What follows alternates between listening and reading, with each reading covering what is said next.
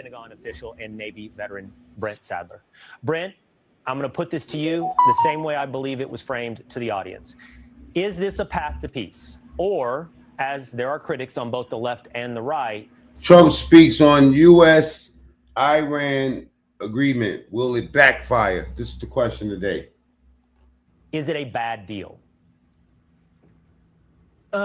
I think it's a path, a very first tentative step towards a lasting peace. Now, this is not going to be a straight line. It's not going to be what you read in this document, this MOU. It's not really a straight line at all. And this Fox News flipping on Trump going to adjust and evolve over time. This is not a treaty that's been signed. It's an MOU, a memorandum of understanding.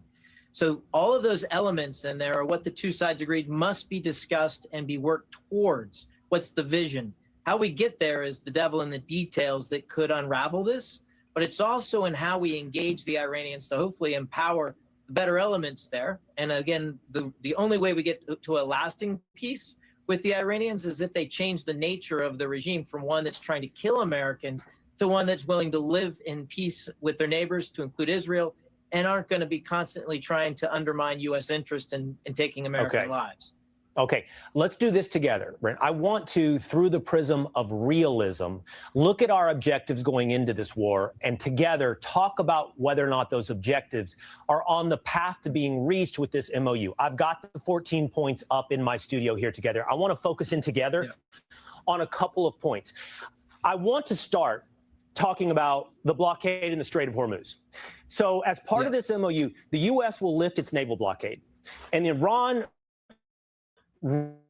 reopens the Strait of Hormuz. This appears to be, Brent, the primary motivation of President Trump and the United States to get the price of oil down. It is down. To get the world economy flowing. And we should acknowledge that these were situations that existed before this war. But getting this accomplished seems to be a major objective of President Trump. Creators, take these 3 apps I built to run my business made with Base 44. They're ready for you. No, I think that is a major concession on the part of the Iranians, quite frankly. They need to start going out and clear any mines that they put in the waters if they know where they are. But I also think the Chinese are also leaning heavily on this. And it's important to note that one of the later points in that list of points in the MOU talks about Treasury giving waivers. Now, those waivers are important because no ship is going to move any of that oil, even if there's no U.S. blockade, unless there's a customer. So the waiver is kind of tied to the blockade. And so it's not an immediate release of all ships. And it's also, I think, going to be targeted. But again, the details are what matter here and how the U.S. is going to execute this. Right now, the U.S. has all the leverage. The Iranians are the ones that have to deal with what we offer them. I understand. I think through the prism of realism, this is one of the major motivations for President Trump and the United States to ensure that this strait is open. And we'll see the devil in the details. But the other, I'm going to move with you, Brent, to the other page of points in this MOU is the... That's what we're looking for. We're looking for the details. Promise and the intent to ensure that Iran will never have a nuclear weapon. And that's laid out here. Iran will never have a nuclear weapon. And that has been discussed. There are many critics of this deal that say this MOU does not, in fact, guarantee, and they often describe it as a bad deal in guaranteeing that we will ensure Iran never has a nuclear weapon. But I would ask, is there any deal that actually accomplishes that? If we're told the Iranians lie, that they don't live up to their deal, then what does it matter if it's a good deal or a bad deal? The point is this. Hello. In some way, this has been accomplished. For most estimates, Iran has had its nuclear... I don't care how they make it look, how they make it appear. This is not a good deal. Nuclear program set back already 15 to 20 years through kinetic bombing. So has this goal in some ways not already been accomplished? Maybe not forever, but for a significant period of time by President Trump. No, I think the attacks from last summer and certainly the attacks in this current conflict have bought the United States a fair deal of time to work on all those other elements, but also the verified and permanent denuclearification or, the removal of any path forward. And it's clear in the MOU that it commits the Iranians to not pursue any type of nuclear weapon, either refined uranium or plutonium or any other form, buying it on the black market as well as developing themselves. Now it comes into having the military leverage to compel compliance, or if they try to cheat, to actually go after them. And we know President Trump is willing to impose that, less so next presidents. I just wonder, in addressing the concerns of critics, Brent, I just wonder if the standard is that Iran will never have a nuclear weapon, but they're liars and they won't live up to a good deal or a bad deal. What we're really talking about in the end is that the only way to ensure that they never pursue a nuclear weapon is complete and total regime change. And that, if that is the objective, requires a much greater military investment from the United States, probably to include boots on the ground. And that would be a question for the president and the people of America. Is that investment worth it for us? Do we want to invade Iran? Otherwise, we've already set them back 15 to 20 years, and now let's get the Strait open. Yep. Well, there's two ways to go about this. The one way is the conventional way, which hasn't served American interests, and I don't think most Americans would commit to, and that is the boots on the ground, forcefully going into Tehran and dictating terms to them. That's one option. I don't think that's one that the president has asked for. It's certainly not one the military is postured for. The other one, which I think is a better one, and that is where you focus in on ensuring that you can compel compliance and ensure that if the Iranians do renege on the deal, that you can impose a punishment on them. It means you're going to have to be Man, they've been reneging. They don't do shit. engaged and be present for a lot longer than we probably would want to. But it's also the way that things are starting to be structured with the $300 billion reconstruction. The United States controls that and where it goes. And I think that's another tool. Call that the carrot, while the military is the stick.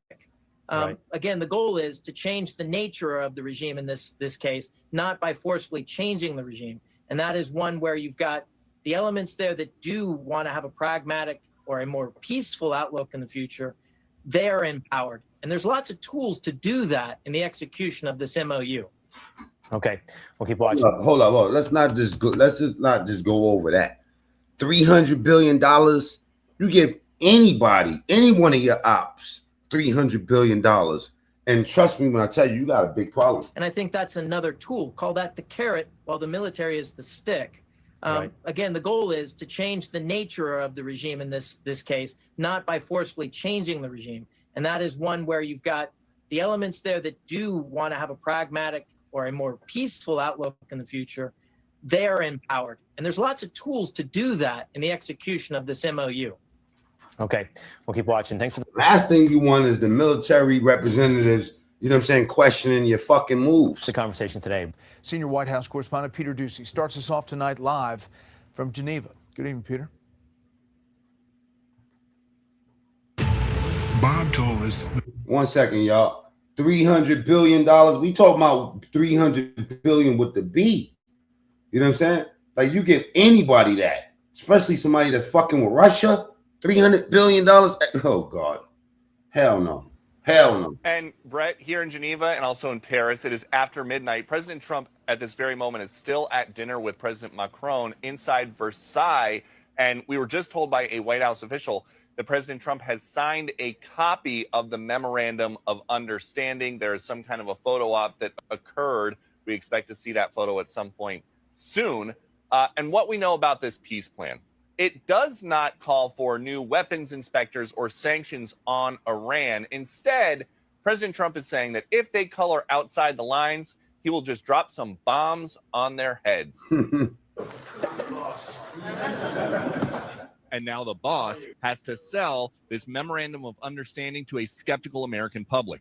Key points shared by the White House. The U.S. will help develop, quote, at least $300 billion for the reconstruction and economic development of the Islamic Republic of Iran. And the United States of America undertakes to make fully available for the use of frozen or restricted funds and assets of the Islamic Republic of Iran. The unfreezing is an easy one to answer.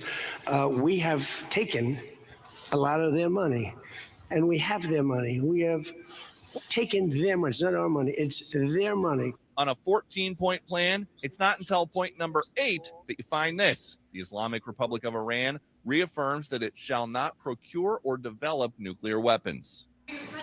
Bomb Iran if they don't comply, but there's nothing enforceable Call this shit a memorandum of understanding in the deal itself. Is that correct?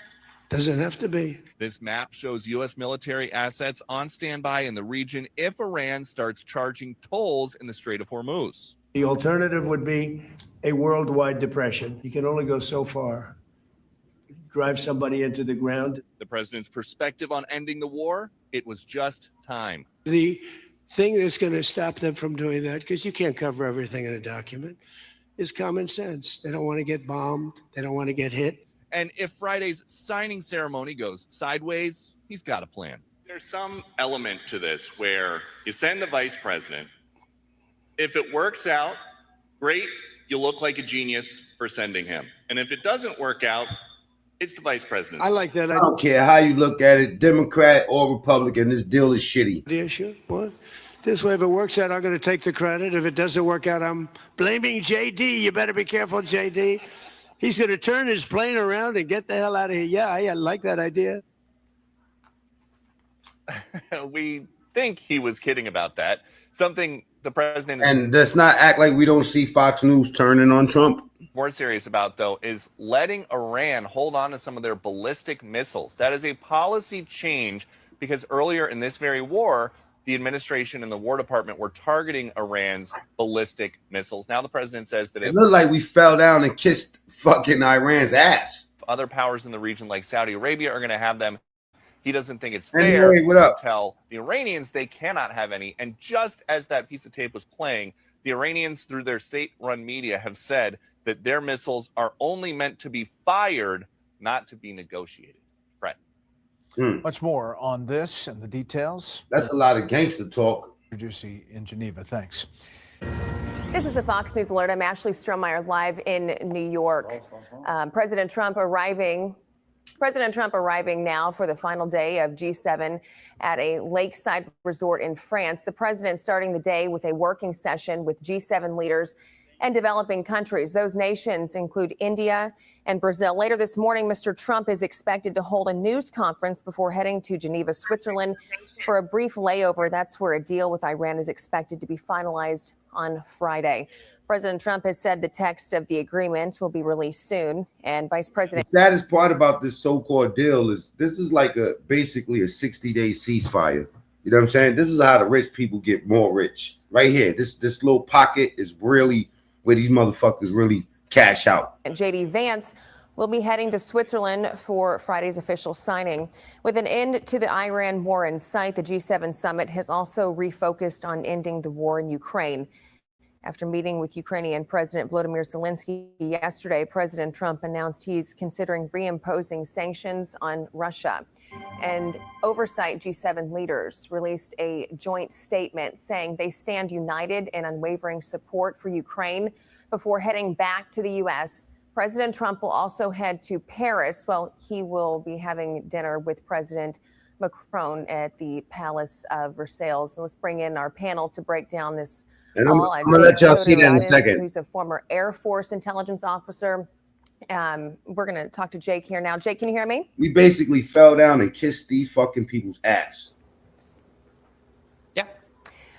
So you saw that President Trump just walked in. Actually, Scott Bessent had his seat there right before Trump walked in. He was talking on Truth Social. He made a post actually on Truth Social about 25 minutes ago, saying that he's not going to approve FISA without the Save America Act going along with it. He also said he was canceling Senate hearings for DNI today. So Fucking FISA. I don't believe they still even in the conversation. that's what he's doing right now before this meeting with these developing countries and these developing leaders. So with all that being said, The FISA shit was worse than the bank bailouts.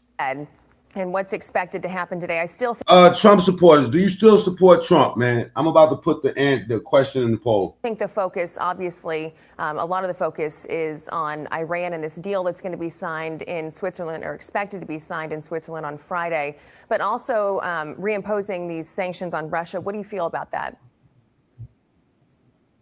Yeah, absolutely. I mean, all of the buzz around the G7 has really been thus far the impending signature of the deal for Iran, and of course that is still to be materialized. We're looking at the beginning in terms of this agreement of resolving this broader issue.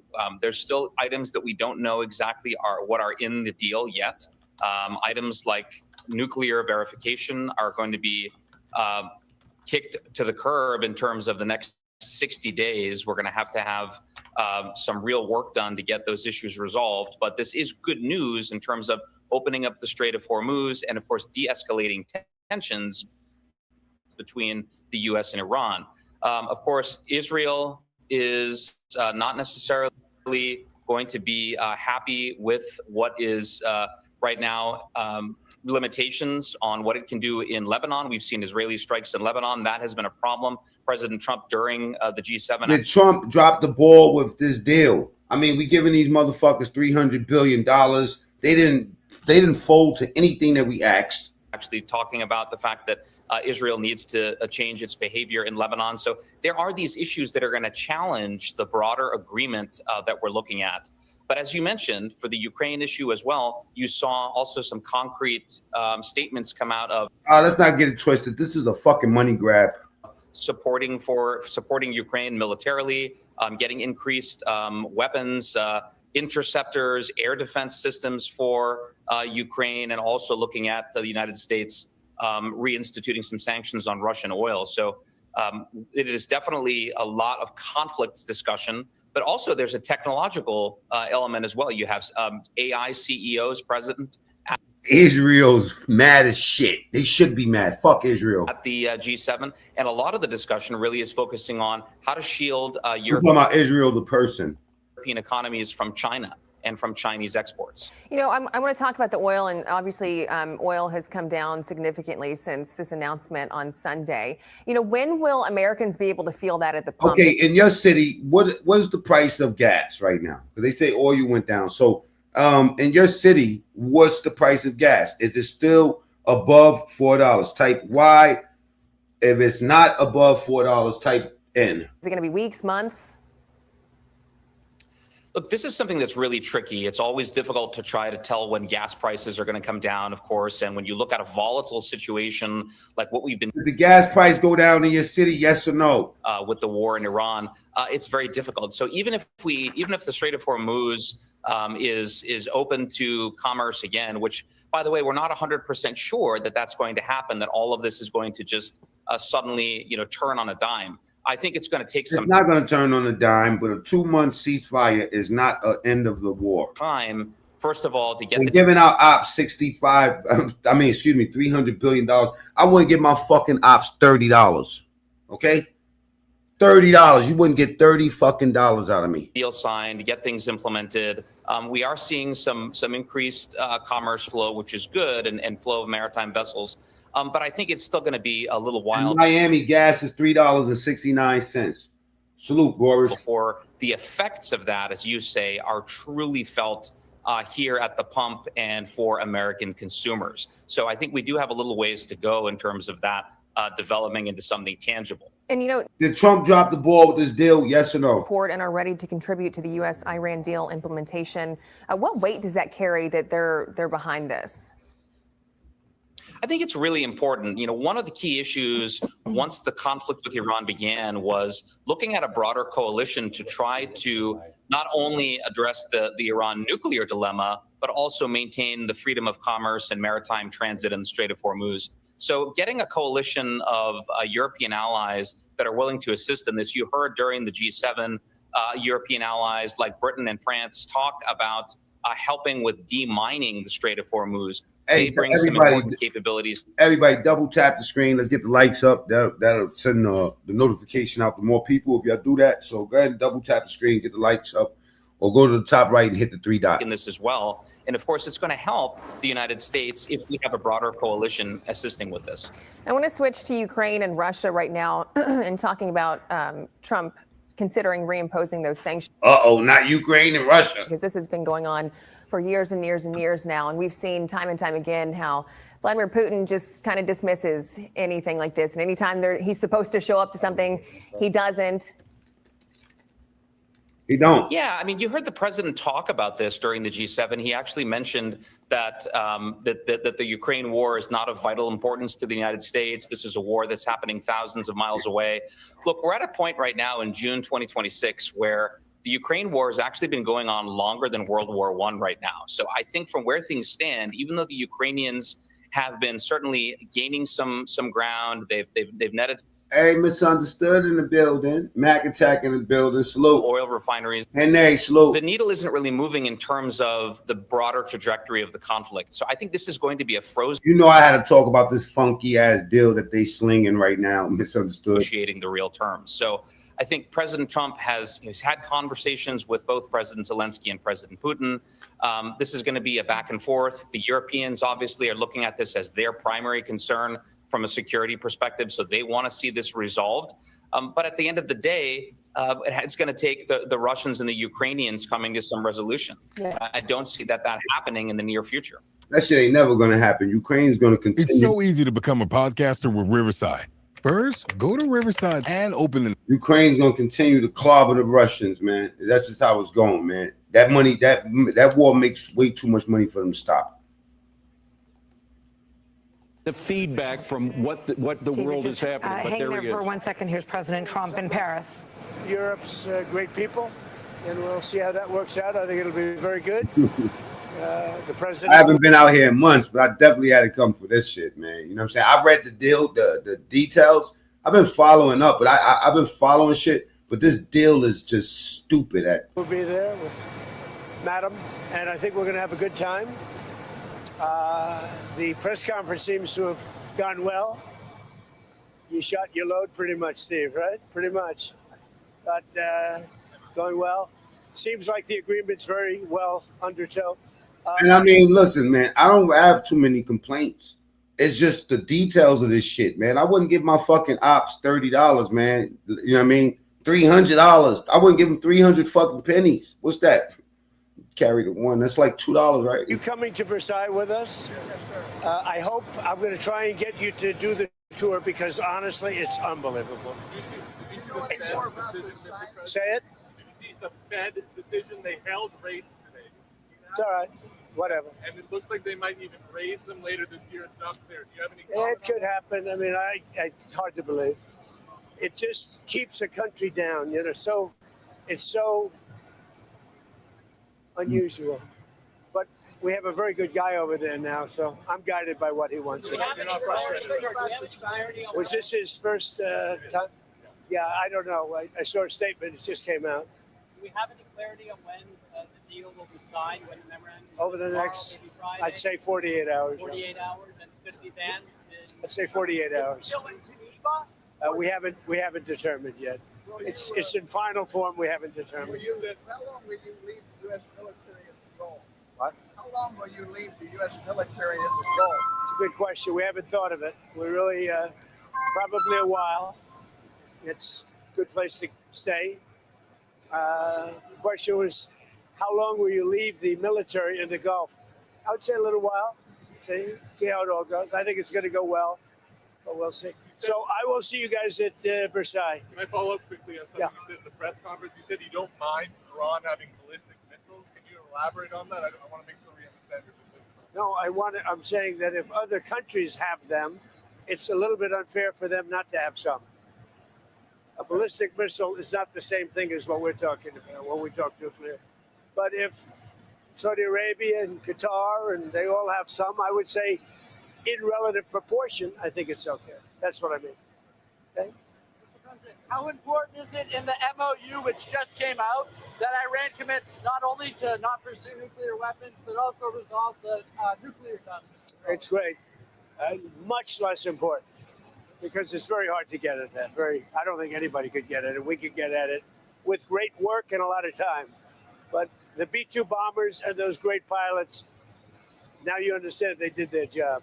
So much less important than not having a nuclear weapon. So what are you expecting tonight at the dinner? Is this kind of part of a long farewell to President Macron? No, not really for that. I think he's just honoring our country. And you have the biggest people from Europe, great people. You might have a list. You have a list of the people. Very impressive group of people. There was a hot mic moment at the G7 where the Canadian Prime Minister was talking to you about their Chinese car cap, and you said you like it. Can you comment on like that? what? The cap that Canada put on Chinese car imports. You were talking about it with Carney. Well, what do you think of that? I don't know that I said I like it, but I could understand that, yeah. Is that a factor? Cap? Would I rather see a cap than no cap? Yeah, I would. On Canada. Would the U.S. ever consider allowing Chinese cars? Well, we haven't. They pay over 100% tariff, so we don't have the problems that Europe has, or Canada. How long do you hope USMCA negotiations or review go on? Well, it's not something that's, to me, I think it's better without it. I mean, to be honest with you, I'm not a big fan of it. I liked it because it got us out of NAFTA. In other words, after 6 years, you had a clause that got us out of NAFTA. That's the thing I liked about it most. We do better without an agreement. Do you want to just leave it enrolling? I would rather leave it unsigned. I'd rather have it terminated. You'd rather have it terminated? Those are different things, sir. I just want to be clear. I would rather not have the agreement, but I may sign it. Right. But we do better as a country if we don't have an agreement. So are you thinking of? Yeah, I'm thinking about maybe we won't be able to make a deal. I would rather not have the USMCA. The primary reason I wanted it was because there was no way out of NAFTA, which was the worst trade agreement ever made, like ever. And they had no termination. And it was very hard to get USMCA for that reason. And I had a 6-year clause. Who would have thought I would have been here in the 6 years? They got it 6 years because they hoped I wouldn't be here. My term was supposed to be over with. So on top of everything else that comes through, I would prefer not having an agreement, but I'm open to doing it. We'll see what happens. So as of now, it's just going to stick around for 10 years. You're okay We're with not. that? No, it's not sticking around. It'll be terminated. In other words, after a decade. it expires. Yeah, in a decade. It expires. I prefer that. In the first paragraph, I view it as possibly expiring immediately. in the first paragraph of the Iran memorandum, it says no use of force, but also no threat of the use of force. You talk about bombing Iran if they didn't comply. Is that a threat? Would the Iranians see that as? If they don't come through, is it a threat that we bomb? You can call whatever you want, but it'll probably happen. Thank you. I will see you at Versailles, and you're going to go back and tell the New York Times you're going to change your whole way of life. Okay. Do you see the 60 days as a hard deadline for final agreement? No, I don't. No. It could take longer. So you could extend. You could extend this thing. I don't view it as hard now. You don't think of it as a hard No, deadline? For just as long as they're behaving, I really don't care that much. Did you talk to leaders about Greenland, sir? About who? Greenland? Did you talk about Greenland? No, we didn't discuss Greenland. Not at all? I should discuss Greenland. Does Ukraine now have the advantage on the battlefield? What's the situation? Well, they're doing pretty well. Russia's a big country, much bigger military, but they're doing pretty well. They're holding their own. They have great equipment with our equipment, don't forget, but they're doing pretty well. Are you going to send in any more U.S. military help? Well, they pay for it. Yeah. I send it to Europe. Europe pays for it. NATO pays for it, unlike Biden, where he gave $300 billion worth of equipment away. Sanctions on Russia. What are you going to do about that? Sanctions on Russia, like the oil waivers. Yeah, I may put them back on. Yeah, I wanted to make sure that oil stayed as low as possible. Now that the oil price is way down, when you see those numbers, but it's way down, I may put it back on. Thank you. This almost feels illegal to know after a car accident. Never sue the person who crashed into you if you want to potentially get a 6-figure payout. There's an easier way you could get a way bigger check without suing, going to court, or dealing with insurance directly. Listen, if you've been in a car accident in the past year, All right, President Trump, the last thought there on oil. This is clearly one of the biggest focuses of where he is determined to have a good outcome at this point, to lower the price. Did call Sandra and I for a little while there. And I know that one of the things that you're really interested in is what happens with the nuclear material.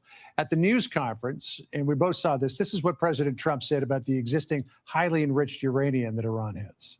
They'll work closely with us to turn over the so-called enriched material that's very deep in the bowels of the earth, very deep. Nobody can get it. So it's not important that we do it quickly, but we could do it fairly quickly. When we have a chance, we'll do it. But in this call that we had with the senior administration official, and I don't know if you were on long enough to hear this part of it, but it appears that the plan, at least initially, is for Iran to destroy the highly enriched uranium by diluting it in situ, in place, under the watchful eye of the IAEA. Is that the way to go about doing this? Good afternoon, John. No, it's not. I did jump off the conference call so that I could listen to the president. The president's most important remarks he made to Peter at the beginning was, if they violate the agreement, we'll bomb the hell out of them. And at the end, if it's a good deal, I'll show up for the real deal. And if it's a bad deal, I'll blame JD. Funny, not funny, important to note that distinction.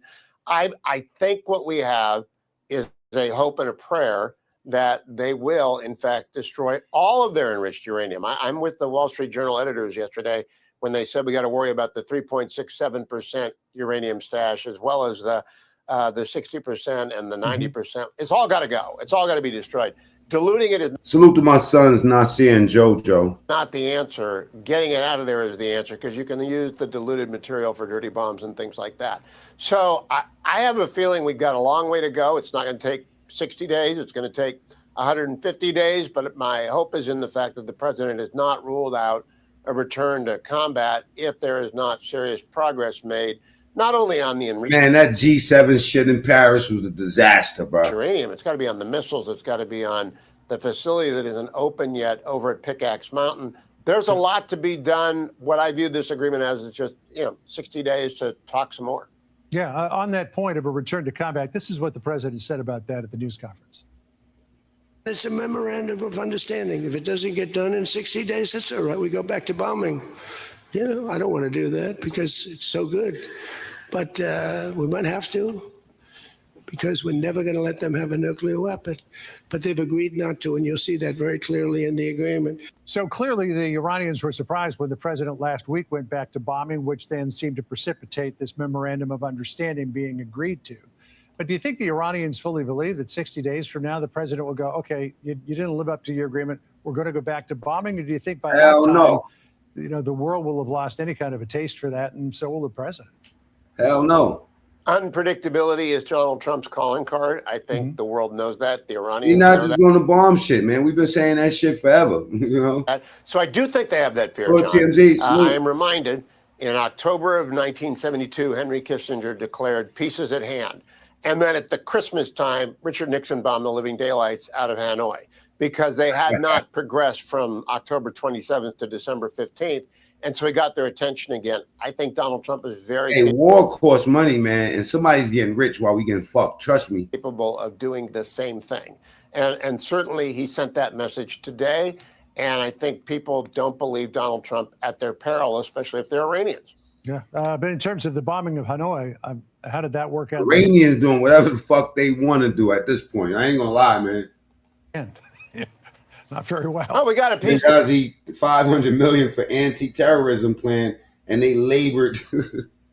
He said, and they labored. They hired Bin Laden. Yeah, that's right. And they also let the Taliban keep all of them old Russian all that old Russian.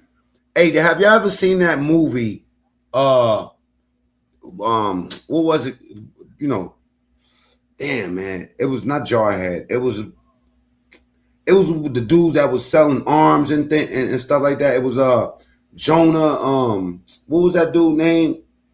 God of War. No, that was with Nicolas Cage.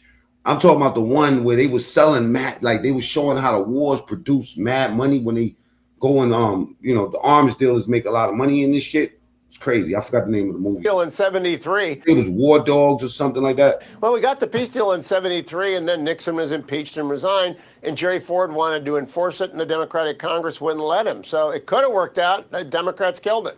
Yeah. Hey, I wanted to ask you about this because J.D. Vance is promoting this in a very optimistic way, saying if Iran performs and gets the carrots, I guess, of performance, it could fundamentally change the face of the Middle East. Listen to what he said on the 5 yesterday.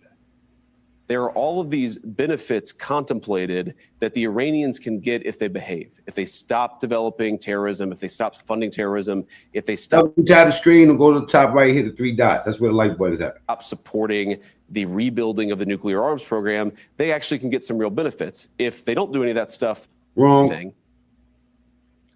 You're about to lose 50,000. Wrong. And they all trying to play Trump against J.D. Vance. They're trying to call this.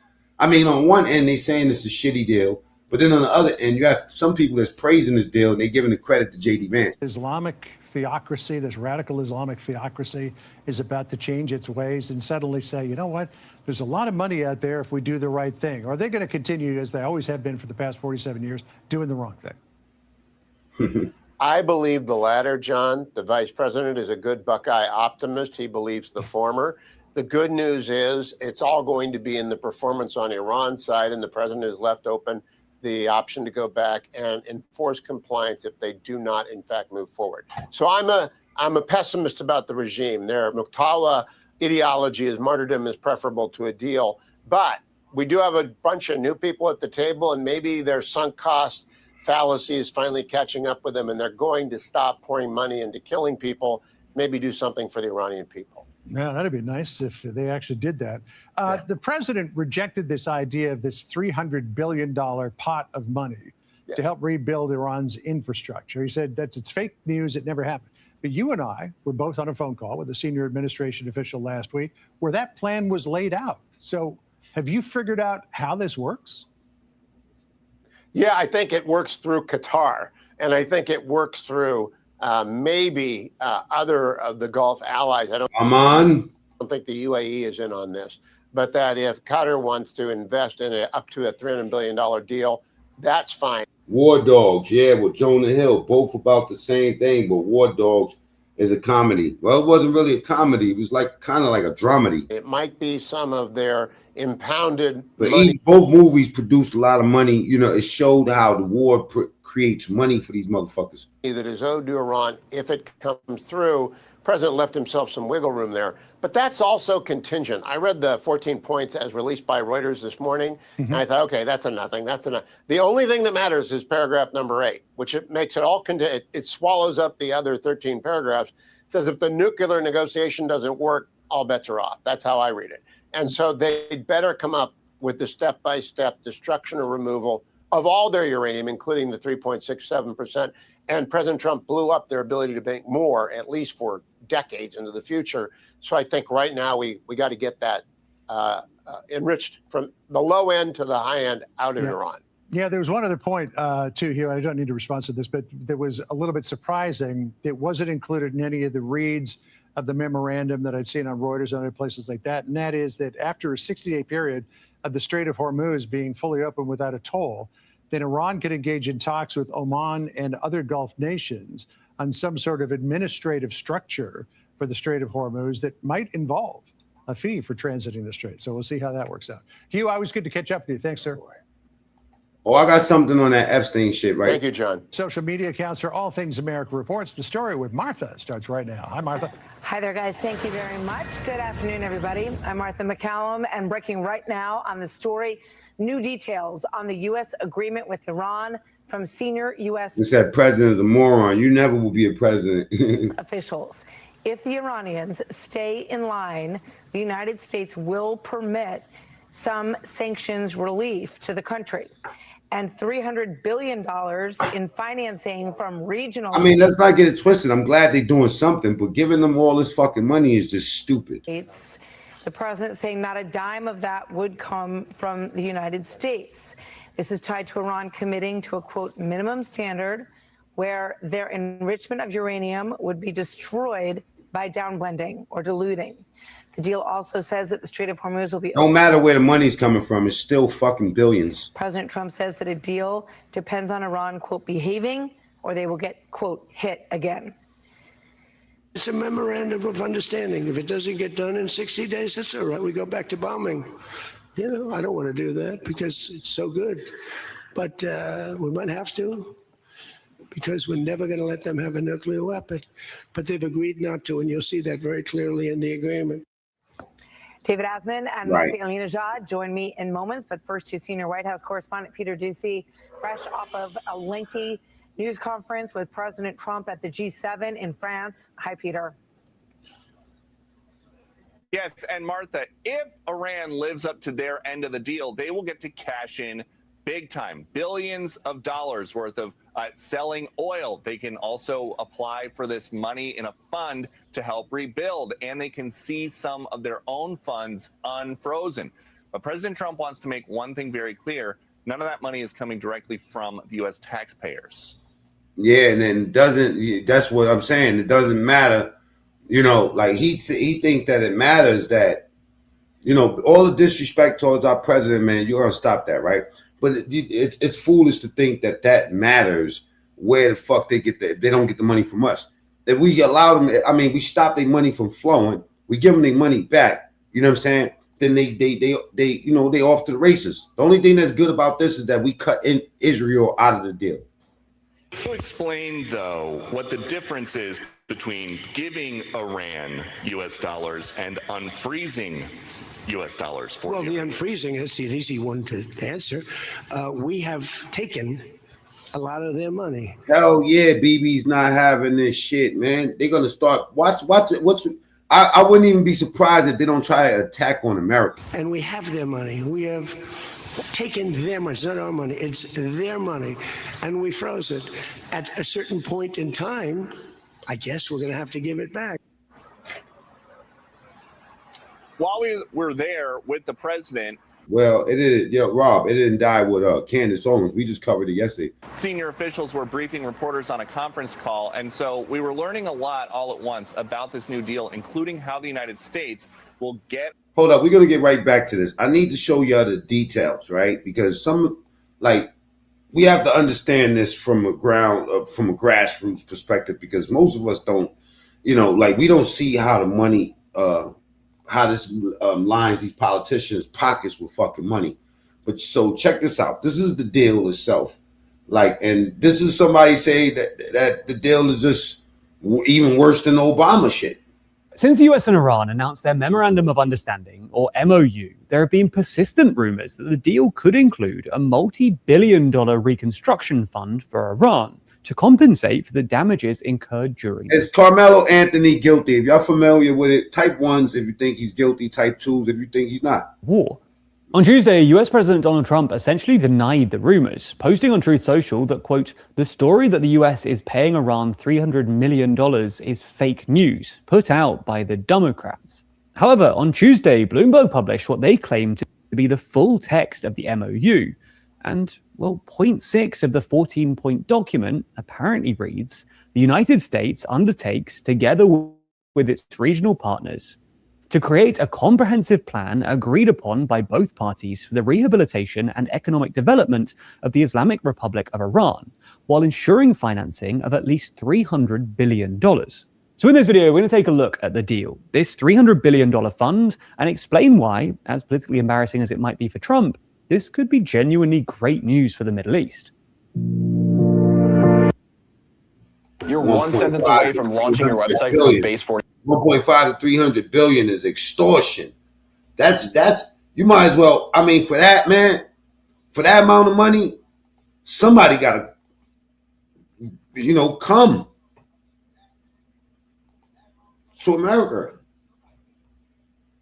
Double tap screen to get the likes up. We got 70 votes.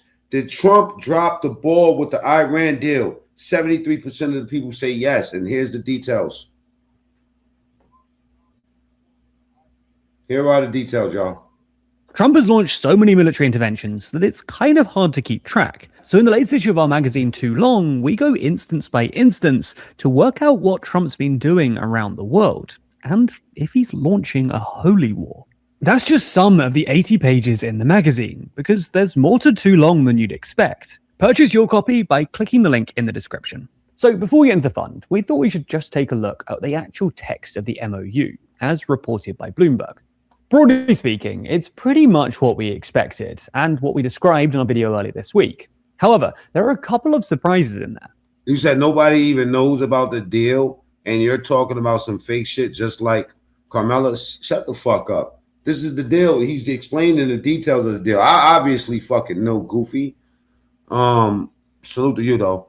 Gonna need a lot of popcorn to enjoy all the spin MAGA.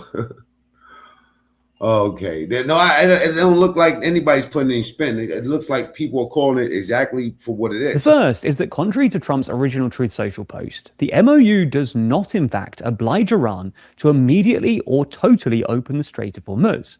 Rather, point 5 only requires Iran to, quote, take steps to ensure that the movement of merchant ships from the Persian Gulf to the Sea of Oman and vice versa is resumed within 30 days. Taking into account the need for the removal of technical obstructions and the neutralization of mines by Iran. Nor does the MOU specifically prohibit Iran from imposing tolls or service fees of some sort on the Strait of Hormuz, only that it takes steps to bring traffic back to its pre-war volume. Second, while we always knew there was going to be some sort of sanctions relief involved, the US has agreed some pretty striking measures. Point 7, for instance, states that the United States commits to ending all types of sanctions currently facing the... It's all about the oil, folks. BB is fine as long as Uncle Sam is cool with it. Ooh, child. Sounds correct to me. Islamic Republic of Iran. Point 11 also states that the United States undertakes that, in the light of the progress of negotiations towards a final agreement, frozen or restricted funds and assets of the Islamic Republic of Iran... I ain't got one, motherfucker. Get out of here. ...will be released and made... Hey, mate, chill out, okay? Be nice before they time you out. ...fully available. Obviously, much still depends on progress in further negotiations, but the fact that the US has, in principle, agreed to withdraw effectively all sanctions on Iran nonetheless represents a pretty massive concession. The third and final bit worth mentioning is point 14, which states that the final agreement will be approved through a binding resolution of the UN Security Council.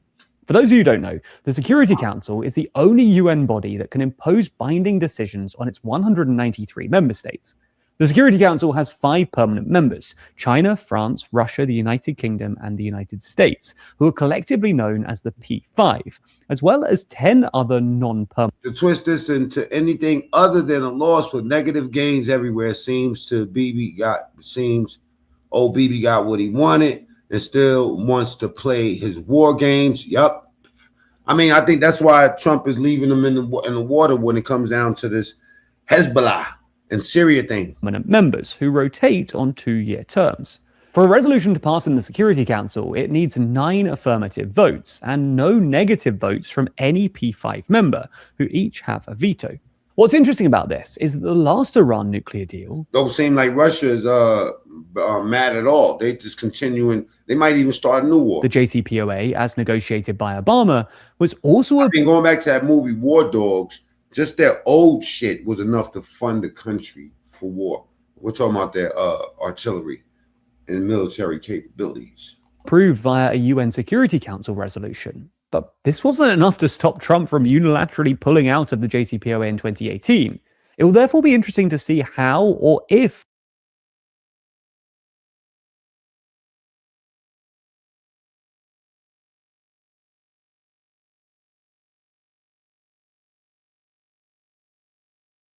they say that you're bots, so I want you to spam the chat with those F's and U's if you're not a bot. If you have a real opinion and you're a real person, type FUs or spam the chat once. The UN tries to strengthen any subsequent resolution in order to guard against another American withdrawal in the future.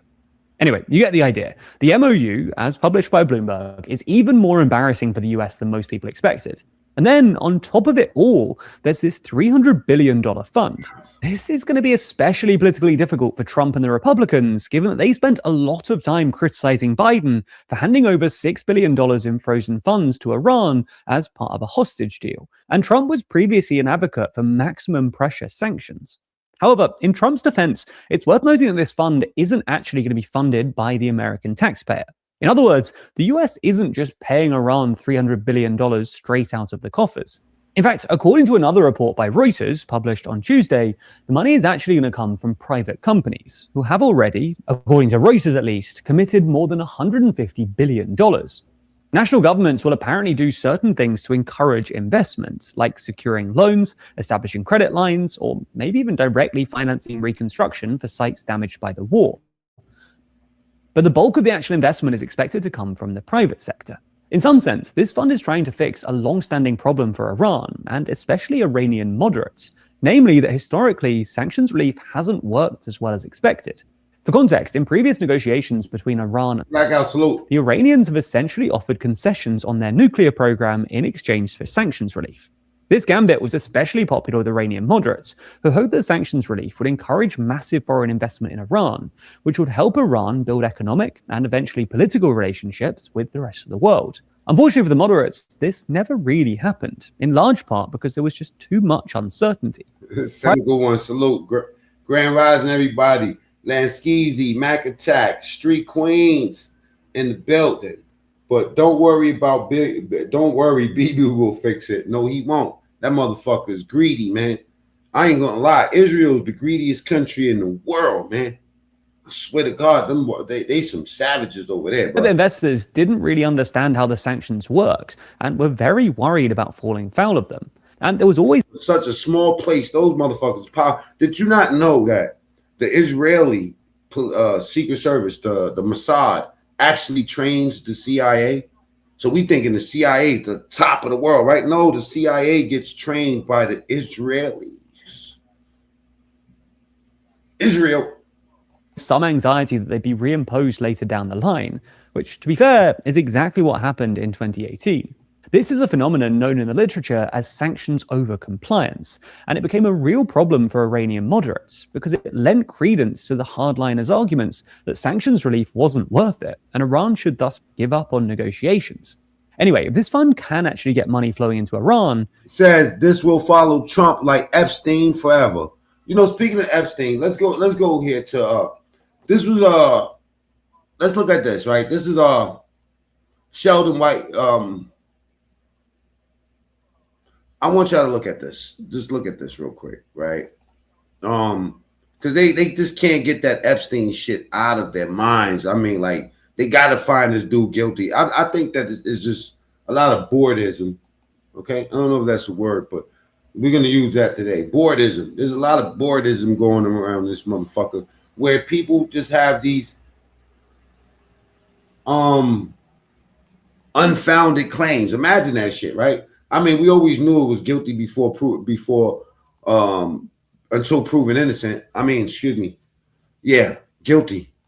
For Epstein. Many of Epstein's victims have said they believe they were recorded. Virginia Giuffre wrote in her posthumous memoir that Epstein had a huge library of videotapes and a room in his New York home where monitors displayed Nobody loved money more than the J words. Real-time surveillance footage from his properties. Quote, he explicitly talked about using me and what I'd been forced to do with certain men as a form of... Chris says, does it really matter if Iran does acquire, quotations, a nuke? Nobody uses them anyway, and they are the most expensive and useless weapon system in human history. Nobody dares. Mutually assured destruction. Yeah, because once you like one of those, I read a book called Swan Song, right? Where they ran a scenario where the book was based off of this. The theory of the book was, what happens if somebody doesn't give a fuck? You know what I mean? Like, what stops a country? What stops somebody? And this is the big thing. What stops a madman from pushing the fucking button? One person, right? In America, we call that shit, you know, the Constitution. We call this shit, you know, like, no, there's no president that's just gonna, you know what I'm saying? Somebody's gonna stop the motherfucker before we go there. Because once you press one of those buttons, once those shits go off, right? Now we're talking about nuclear fallout. We talking about nuclear winners. We talking about, nobody, once one person press the button, the whole world is over. Trust me when I tell you, all right? Even if you was able to be in space for fucking 50 to 100 years, you know what I mean? When you come back down, bro, I don't give a fuck. You know what I'm saying? No matter what. Now, some people say, you know, 50, 100 years, everybody going to be dead anyway. It's going to be a whole new population. Well, if you looked at enough scientific shit like me, I mean, if you go far enough out of space, you won't age as much as you would on Earth. Either way it goes, the fact remains that nobody's going to press these fucking buttons. If you do, it's over with. Back in the days, you know, the only reason the United States had the balls to go over there and drop them bombs on Hiroshima and Nagasaki was that, you know, the nuclear capability wasn't advanced as it is. They had atomic bombs, you know what I'm saying? Like they dropped atomic bombs, you know? I forgot that. Damn, that was some shit, right? The way the United States went over there and retaliated and shit, you know what I'm saying? Now, some people say that the bombing of Pearl Harbor, that a lot of those Japanese, you know, they was on a one-way ticket. They had a one-way ticket to the fucking to Pearl Harbor, right? Now, what they did find in a lot of those planes was these little canisters. You know what I'm saying? Hold on, let me go on mute for 1 second.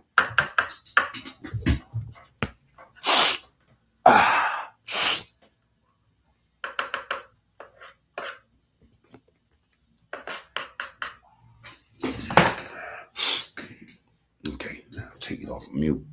Now,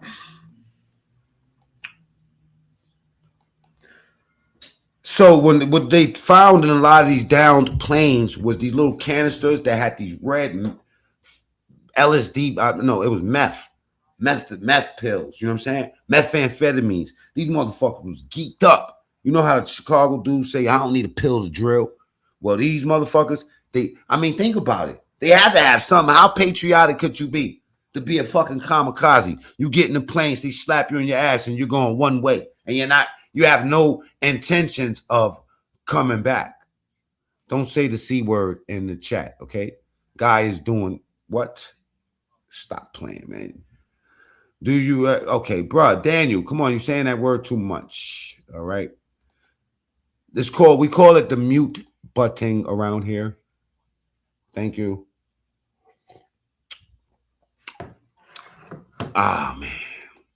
I know you're not familiar with my show. You can't say that word in the chat. Please, please. Your profanity, like cocaine, you know, stuff that, don't spell it like that. Spell it Cockane. Or we like to call it the mute button around here. Okay? They found drugs in their shit. Of course, they had to be high as a fucking kite. They had to be fluffy. They had to be, you know, on the slopes. You know what I mean? Rudy gets it. All right? There you go. Mute, motherfuckers. Thank you. We don't call it that shit. Let me go on mute for 1 more second.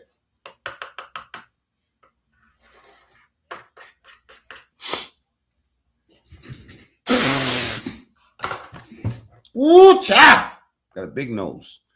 You need something out here to get you past these politics, man. This shit is crazy. Yeah, they had to be fucking high as a kite. That's the only way they did it. You know what I mean? Now, the point that I'm trying to make is that that was some coked up, there's some dope head ass fucking kamikazes that went on a one-way trip to throw their planes into the fucking military base. Look what happened as a result. Look what the fuck they got. Not just one special delivery, but 2 special deliveries. Nagasaki. Jesus Christ. Blackmail. One of the great forces. Thank you, Daniel. Booger sugar. There you go. Washington runs on is Like normalcy. that guy, Daniel, man. I always knew he was a good one. It's often in the interest of the bureaucratic establishment to look skeptically towards outlandish or extreme stories, because in most cases, the truth is more ordinary than what may first appear. Okay, let's see what happens with this Epstein shit. What I've done here today is lay out the facts as documented by the many brave survivors who have come forward at great personal risk, as well as by the many journalists who have tried and continue to try to get to the truth. As a lawyer, I know that you can prove cases with circumstantial evidence. You don't always need the smoking gun. Here, we have links with Russia, girls from Russia, money from Russia. Hold on, let's give it a chance, Rudo, because let's give it a chance because we've heard all the accusations, but we haven't seen too many receipts. People from Russia, deals and transactions with Russia, contacts with people with Russia. I can't stand many liberal men.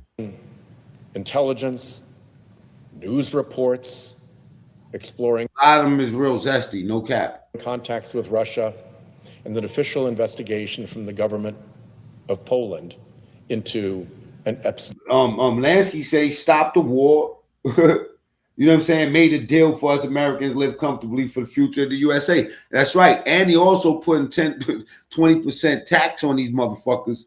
Like, yo, anything coming through here, that nigga Trump is coming through like Frank White a little bit. You know what I'm saying? And, you know, your funky ass gas prices is back down to normal. What the fuck? Let me tell you something. If Kamala was in office, man, we would have had a big zesty fucking, you know what I'm saying, shit show. In 2016.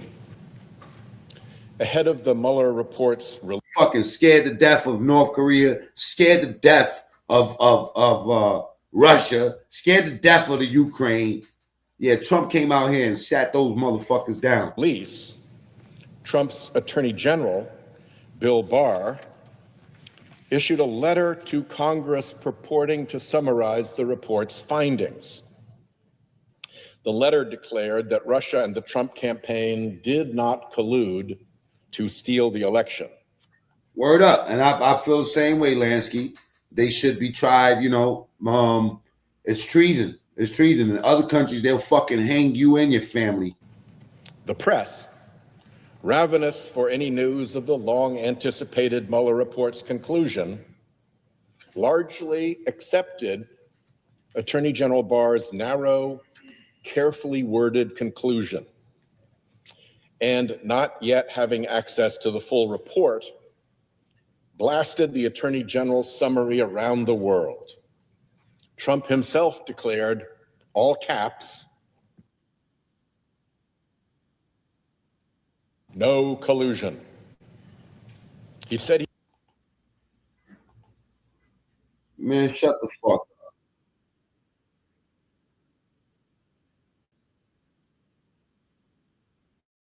Shut the fuck up. You know what I'm saying? Now, look, let me just show you, man. They some dogs, man. They some dogs, Olansky. They some dogs. Look at this shit. Look how they try to handle my boy.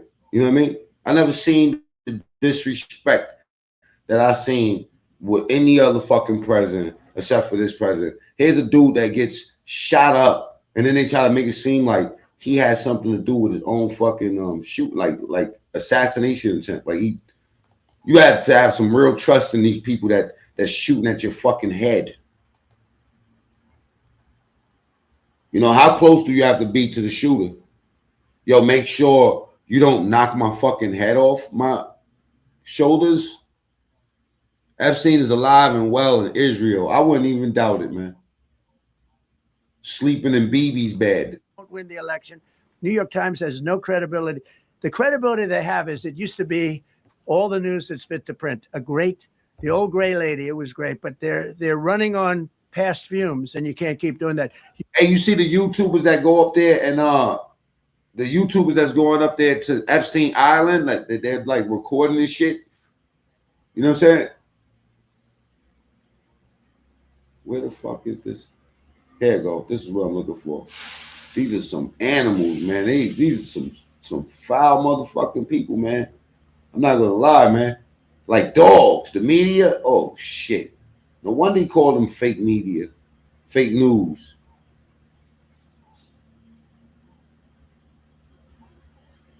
Act like dogs up in this bitch. I ain't gonna hold you. Still have, you know, what hit this one was a handheld shoulder missile, heat-seeking missile. So it's not like, you know, they're totally whatever. But and they have probably a little luck because you got to get lucky. But they shot it, and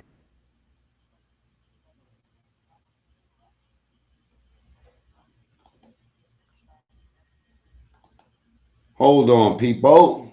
Good people, good people, good people. it got sucked in right by the engine. But these guys were out of there. They were great. Their timing was great. But no, I was told that this is a very dangerous mission. I understand. They didn't say it's a foolish mission. They said, you know, we're going to be sacrificing hundreds of people do this. This is, I mean, you have tankers that are flying over this area so that because the flight was so long, they had to refuel. It's a very dangerous mission. I just felt it was worth it. If you would have told me that we would have been successful, gotten both, and nobody was even essentially injured, I would have said that would be impossible. Yeah, please. No, the reason why I say the island is because they found some interesting things on that fucking island. That's what I'm saying. Mexico Ranch. How did the government know? Thank you very much.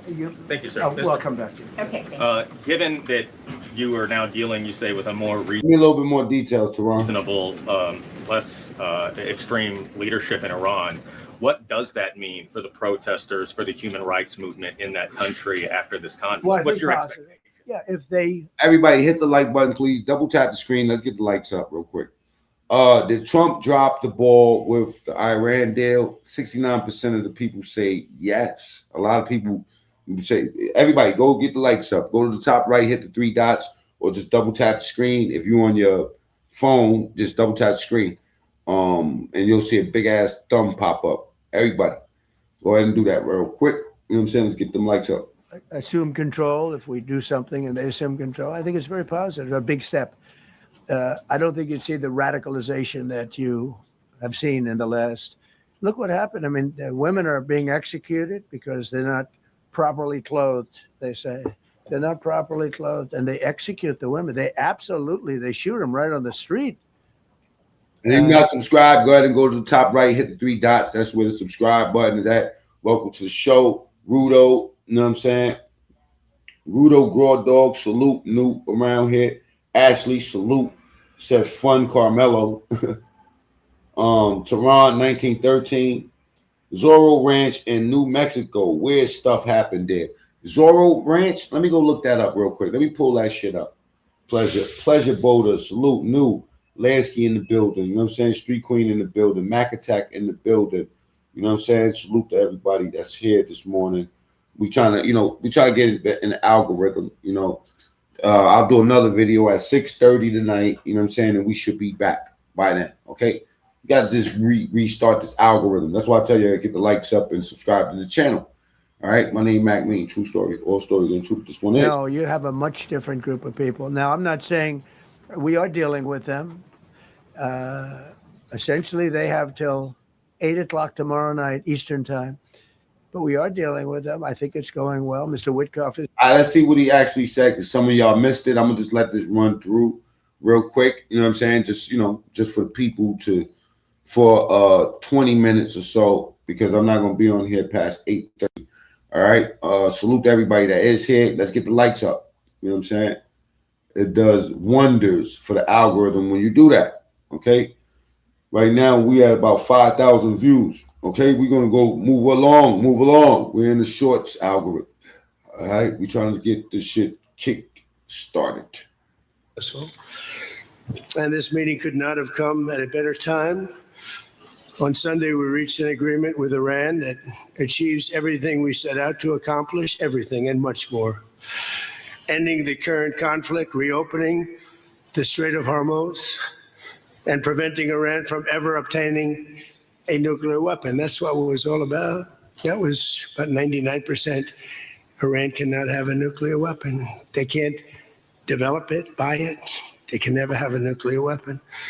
At the same time, with this announcement, or close to it, as people started to think it was going to happen when Iran was making some very positive statements, the stock market has surged to record highs, picking up thousands of points over the last short period of time, thousands of points.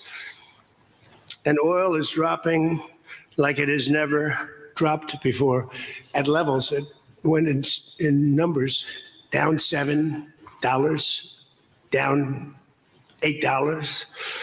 They've never seen anything like that. But if we didn't do this deal, we could have dropped more bombs for another 3 weeks, 2 weeks, 4 weeks, 2 years. You would never have the Hormuz Strait open. You would never have success. Your market would have, instead of going up at levels that nobody's ever seen before, would go down at levels that nobody ever saw before, maybe except for 1929 or whatever. And all the tough guys don't realize that This wasn't a 3-month deal. This was years in the making. You know why? Because I was the one that killed General Soleimani. And if I didn't kill General Soleimani, we probably wouldn't be talking right now about this deal, because he was a mad genius. They never were able to replace him. But a lot of people forget that. The tough guys, the tough guys that would drive the country right down the tubes.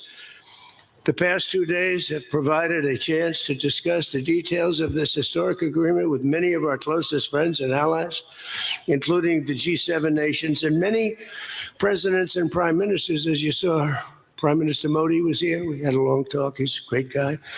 They are thrilled that we made a deal, every one of them. There's not one nation that came to us and said, please, sir, keep dropping bombs on them. Please keep dropping bombs. The stupid people say that. But I'm thrilled to report, and by the way, those last 2 days were brutal.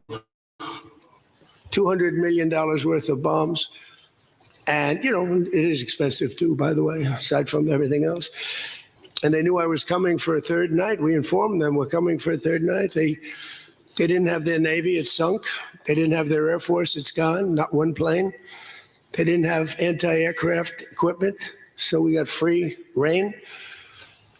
They didn't have their leaders, but they have a new group of leaders that I think is, actually, I think they're smarter. I think they're very smart. I think they're far less radicalized, and I think they're really good. They love their country. You talk about regime change. Nobody will say that, but I guess look, their one set of leaders is all gone. Their second set of leaders is all gone.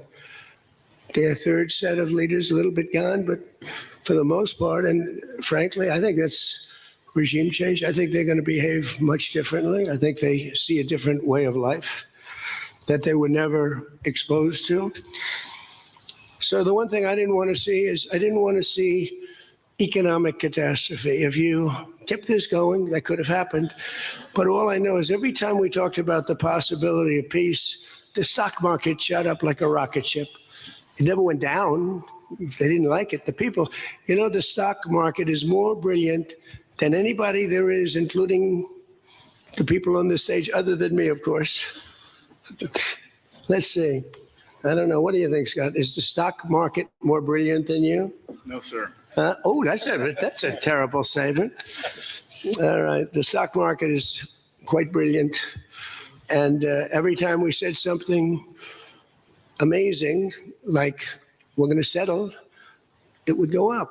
And every time we said something negative, like, guess what, we're not going to be able to settle, it would go down very big, Peter, very, very big. Tells you something.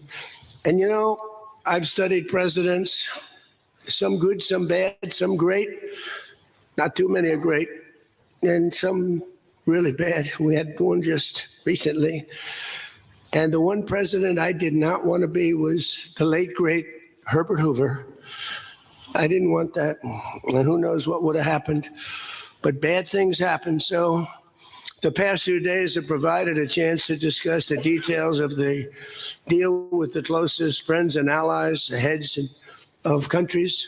They were all here, a lot of them, far more than the 7, as you know, a lot of them.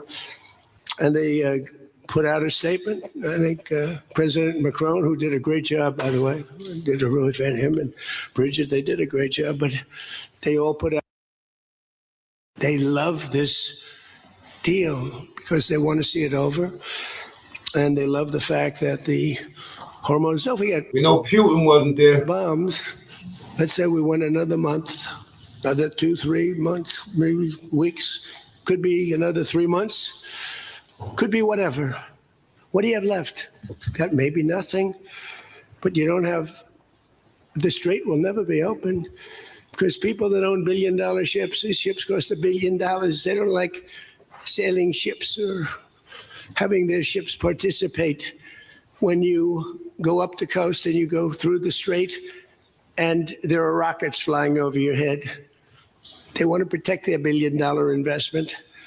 You wouldn't have oil for maybe years. These are stupid people.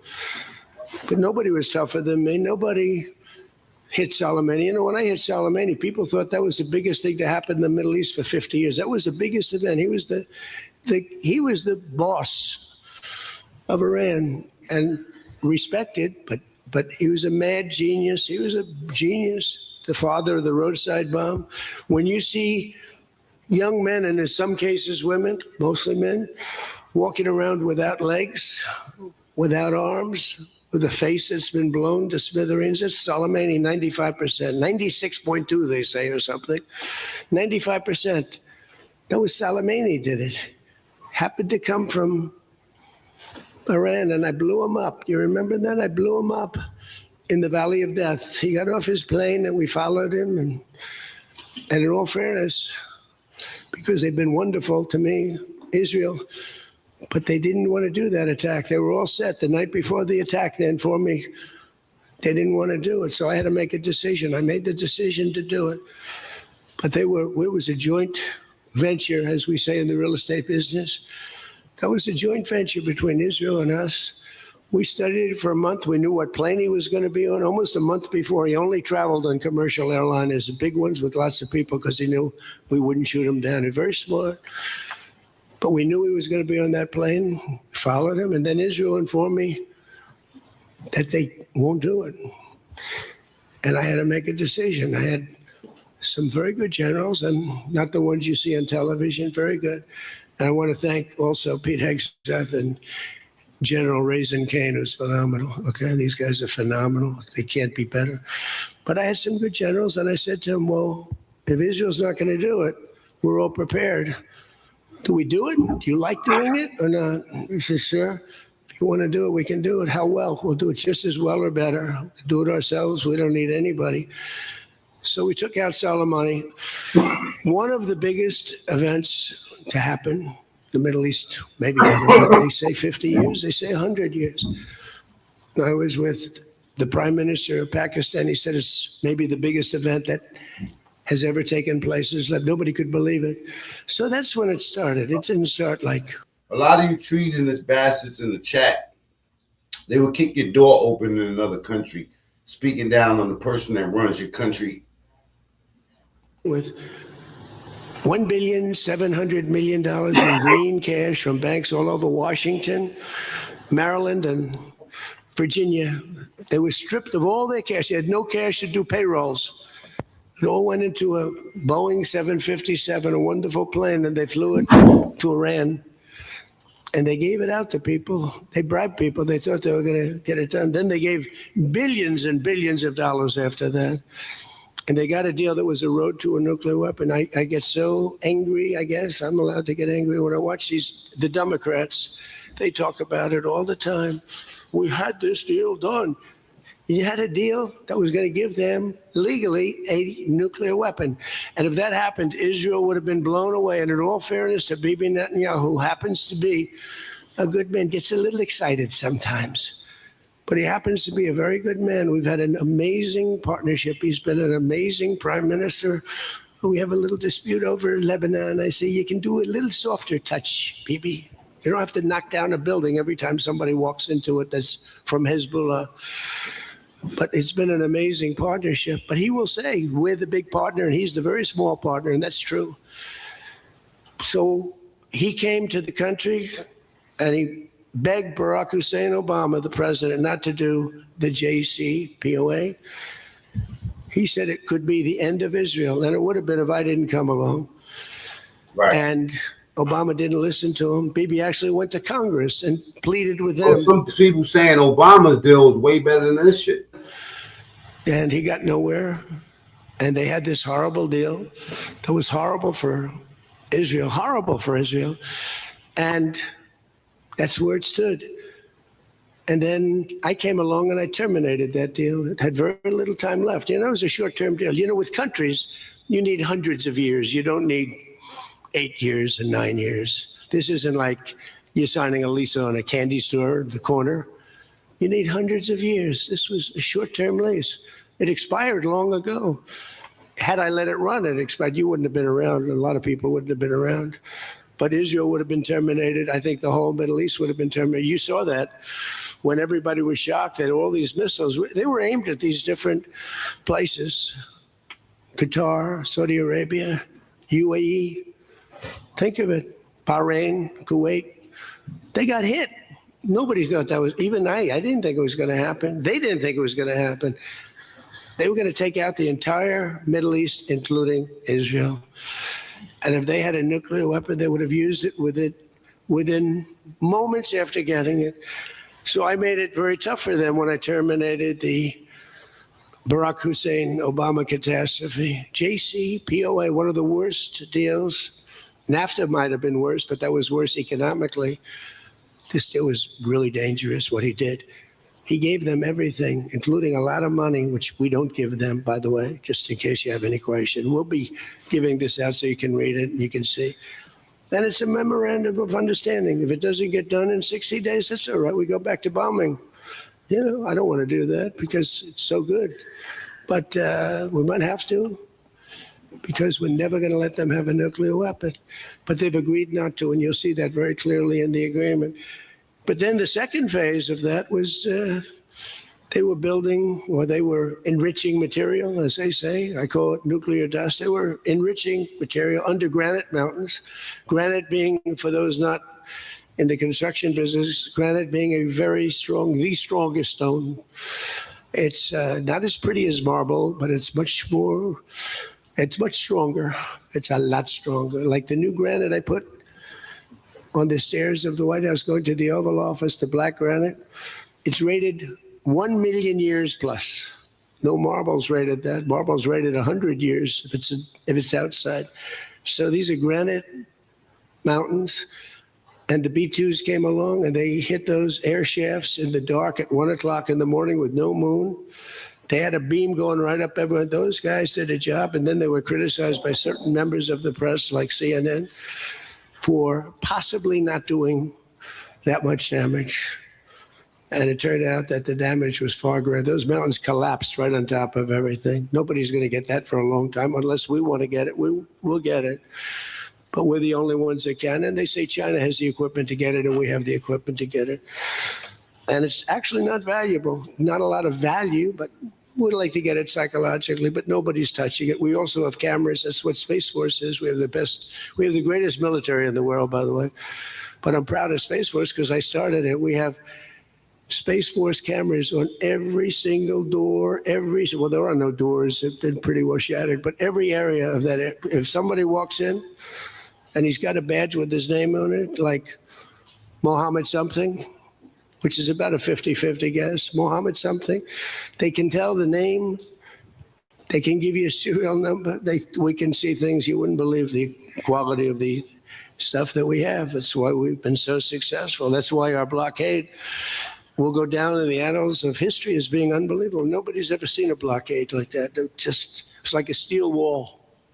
So what happened is we then terminated that, and I call it the nuclear dust, and that was the end of that. But if we didn't hit that with the B-2 bombers, or if it wasn't successful, they would have had a nuclear weapon, a nuclear bomb at a very high level, not the highest, but it would have been a very high level. We have much bigger, but we hope that we're never going to have to use it. We have the most. Russia has second. China is very far behind, but going to catch up, unfortunately. You know, they're catching up, but we have the most. We have the most powerful, but we also have the most. But Russia's not far behind. And then you have China in third place, but within 5 years, they'll be probably even. And we ought to make a denuclearization deal. It'd be so great. We don't need all of that. We don't need to be able to blow up the whole world 300 times over. It's terrible. It's really, if we could do a denuke deal, I'd love it. And one of those two is very willing to do it, I will tell you, but the other one is less willing to do it. And you need all of them. So the deal we reached with Iran on Sunday will be signed shortly, tomorrow, maybe the next day. Subject deals. My whole life is all about deals. That's all I ever did is make deals.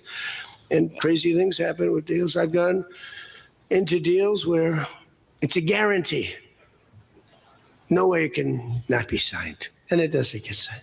And I've gone into deals that you have no chance of making, and they go like nothing. So, but we're going to most likely sign a deal. They want to sign a deal, and they've been acting very appropriately. They took a big 2 hits last week. Those are 2 very big hits. So, importantly, Iran has agreed that they will neither produce nor procure a nuclear weapon. Neither produce, because originally they said they talk about that they will not develop a nuclear weapon. And some people found it okay. These guys didn't, in all fairness, but some people, but I didn't like it. Said it won't develop. I said, what happens if they should buy? I don't know. It's very dangerous for somebody to sell, because whoever sells them a nuclear weapon will get nuked themselves. If they sold a nuclear weapon, only a few that could do it, they would be nuked. They wouldn't have that country long.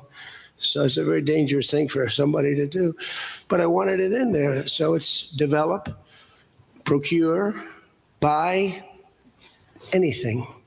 And you'll see that when you see the agreement, but it's appropriate that we release the agreement. And we did send a copy to Israel, by the way. They've been a good partner. Well, I'm not the smartest motherfucker in the room, but, $1.5 billion is different from $300 billion. Again, I think they could do better with respect to Hezbollah. I'm not saying they shouldn't protect themselves. I'm saying when 2 drones are shot into the desert and drop harmlessly, you don't have to knock down buildings in Beirut. They could behave better. And frankly, they could do a better job.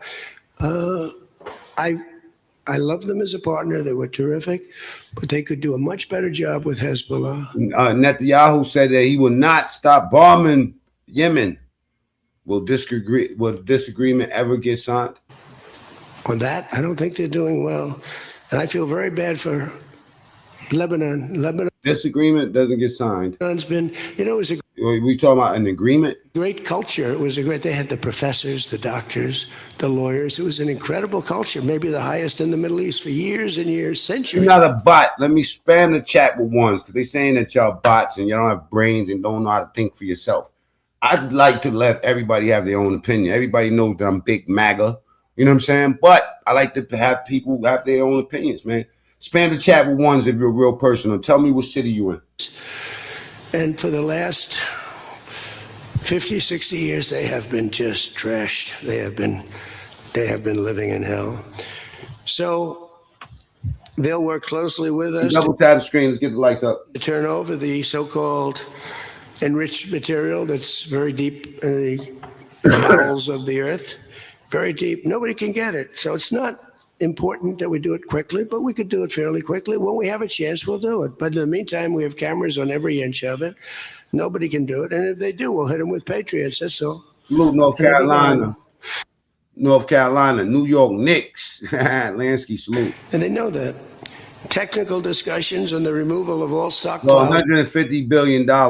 Somebody was saying earlier $1.5 billion, but $150 billion is half of that. You know what I'm saying?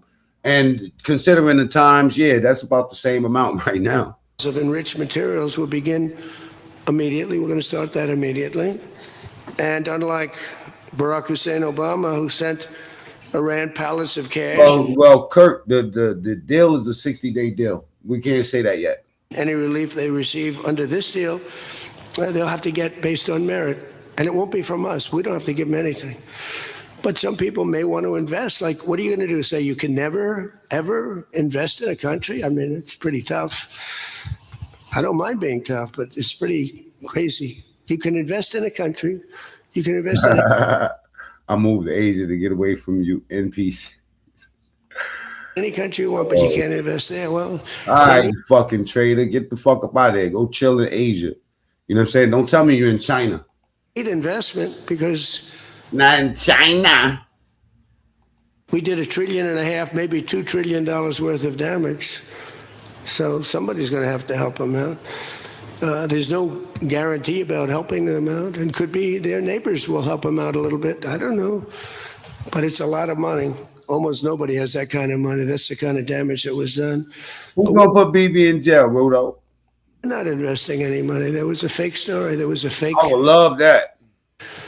News story. Oh, I would love to see that happen.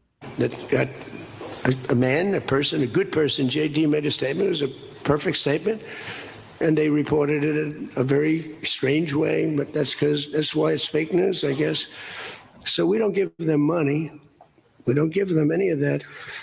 And what happens is with time, if they behave, if they be a citizen of the If world. they behave, it's crazy. But yo, like I have to go back into the Obama thing, because who was going to give them the money then? Who gave up the money then? Because right now, it's not us. The reasonable citizen of the world. And I think this group, again, I didn't do this for regime change, but I think this group is regime change. I mean, hey, the first group is dead. One little morning, having breakfast, the whole group, they thought they'd never be caught because we never bombed during breakfast, but we bombed. And they all, 88 people. And I'm not proud of that at all. But the second group came in and they were very unreasonable too. And they were all gone. They were all gone. And then the third group, we've been dealing with them. Couple left this planet, but we've been dealing with them. And again, they've been fine. I mean, I've had a lot easier. I've had some easier ones. They're tough, they're smart. Maritime traffic through the Strait of Hormuz has already increased very substantially, and a normal flow of energy will resume in the coming days. And curse in the chat. And trillions of dollars will be made by the world, and the stock market will, I believe, continue to rise. The only difference is that a player that's very volatile, very tough, very smart, frankly, they have in one way a primitive culture, but it's also a genius primitive culture. They're very smart people, very good negotiators, but so are we.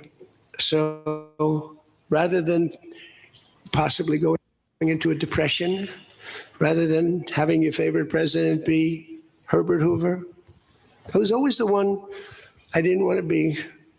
I wouldn't have preferred Nixon. I wouldn't have preferred, there are plenty I wouldn't prefer, but the one I always thought of, Herbert Hoover, and he caused it. He raised taxes too fast and he raised interest rates too fast, all at the same time. And it caused the Great Depression. So I don't think I'll make mistakes like that. I lower taxes, I don't raise taxes. In fact, we just gave you the largest tax decrease, largest tax cut in the history of our country. So we'll be working on a parallel effort with the Gulf nations to address non-nuclear issues such as the conventional ballistic missiles, which we'll be talking about, and support. I mean, they have to have some because other people have some. You got to have some. Somebody said you shouldn't give them one. I mean, I have guys. I like some of these guys, but I don't think they're smart. Sir, you shouldn't let them have any missile. I said, well, what am I going to do? Am I going to let Saudi Arabia have missiles, but they can't have them? Yes, sir. It doesn't work that way, It doesn't work that way. And missiles aren't the problem. Missiles they hurt a little location, but they don't blow up the planet. So the Gulf nations will address the non-nuclear issues. We'll be talking about the ballistic missiles, and we'll talk also about the terrorist proxies that they have. That we don't want that to happen. But I want to thank our partners in both Pakistan and Qatar. These people work so hard. And they knew them a little bit.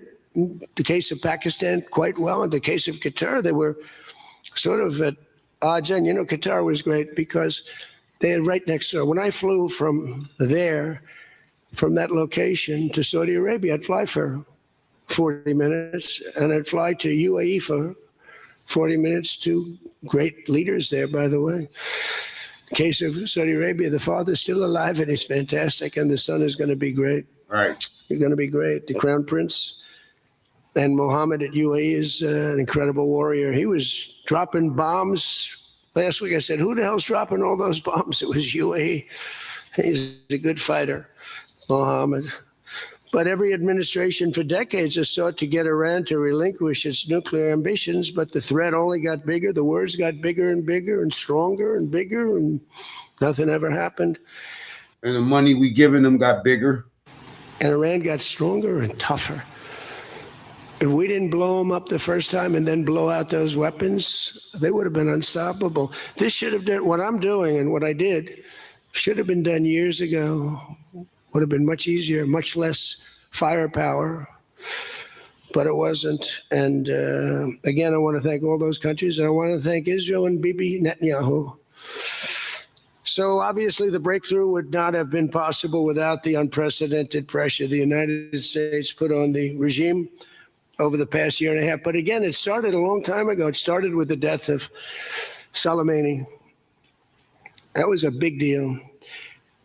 No president in history has ever been tougher on Iran than I have, and they know that. And by the way, if they don't honor the agreement, or some things aren't even mentioned in the agreement, it's a memorandum of understanding, but we have an understanding of certain things without writing it. And especially wars they can't complete. If they don't honor that, we'll probably go back to bombing them until they leaning on America to help these motherfuckers out. They honor it, you know? Everybody, double tap the screen. Let's get the likes up and put your city in the chat so I can highlight and let them see where you're from. It's amazing what. Let me know where you're watching from. You know what I'm saying? 194 votes. Did Trump drop the ball with this Iran deal? 74% of the people say yes. Get your vote on too. But more importantly, get your like on. All right? Go to the top right, hit the 3 dots, or double tap the screen. Let's go. Bombs can do. So I say it. The Obama deal was a road to a nuclear weapon, and let's call it the Trump deal was a wall for a nuclear weapon that the nuclear weapon could not get through. Nobody's going to get through it. We built a wall. They weren't going to have it, and that's what we have right now. And it says very clearly, the most important clause to me, too, number one, the Strait opens, but that's much less important than the other clause, clause number whatever, 5, 8.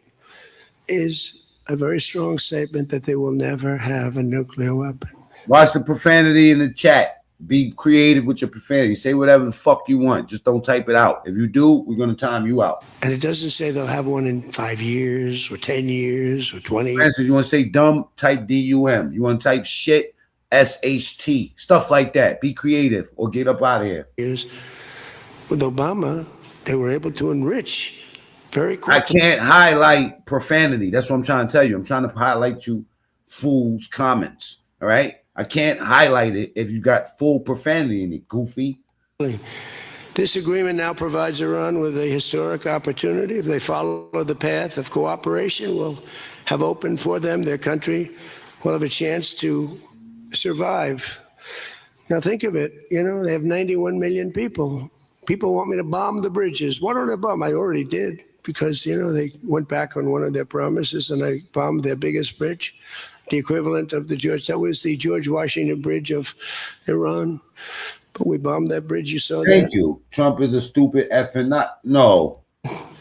One quick strike by an F-22, the most beautiful fighter jet ever made, by the way. In fact, we're ordering some more of them. We're bringing it out because it's so effective. It's incredible. It's incredible. Well, look, we have the greatest military in the world. Those B-2 bombers are unbelievable. Who would have thought they could handle, each had 2 because the flight was so long, but they handle 3 of the biggest, heaviest bombs, hundreds of thousands of pounds, and they handle them like they're nothing. It's amazing. And also, they're undetectable. They flew into Iran, totally, think of it, totally undetected. Now, Iran's waiting for them. They're waiting for them. I'm MAGA. I ain't no damn Nazi. They never saw them. 1 o'clock in the morning. They never saw them. They're stealth. And we just ordered 22 more. The newer, upgraded version, which I guess is better. I don't know how the hell you get better. But as I expressed to the world leaders here this week, it's my hope that the peace agreement will be the beginning of a much larger deal all across the Middle East. We're very close. Look at the job we've done in Gaza. Look at Hamas. Hamas has been very silent. You haven't read anything about Hamas. And we're trying to get them unarmed. You know, they grew up with a machine gun in their hand. I think they actually, when they were born, they came out with a machine gun in their hand. So it's not the easy. Blah, blah, blah. All that MAGA shit. If you hate Trump, type 1s. If you love Trump, type 2s.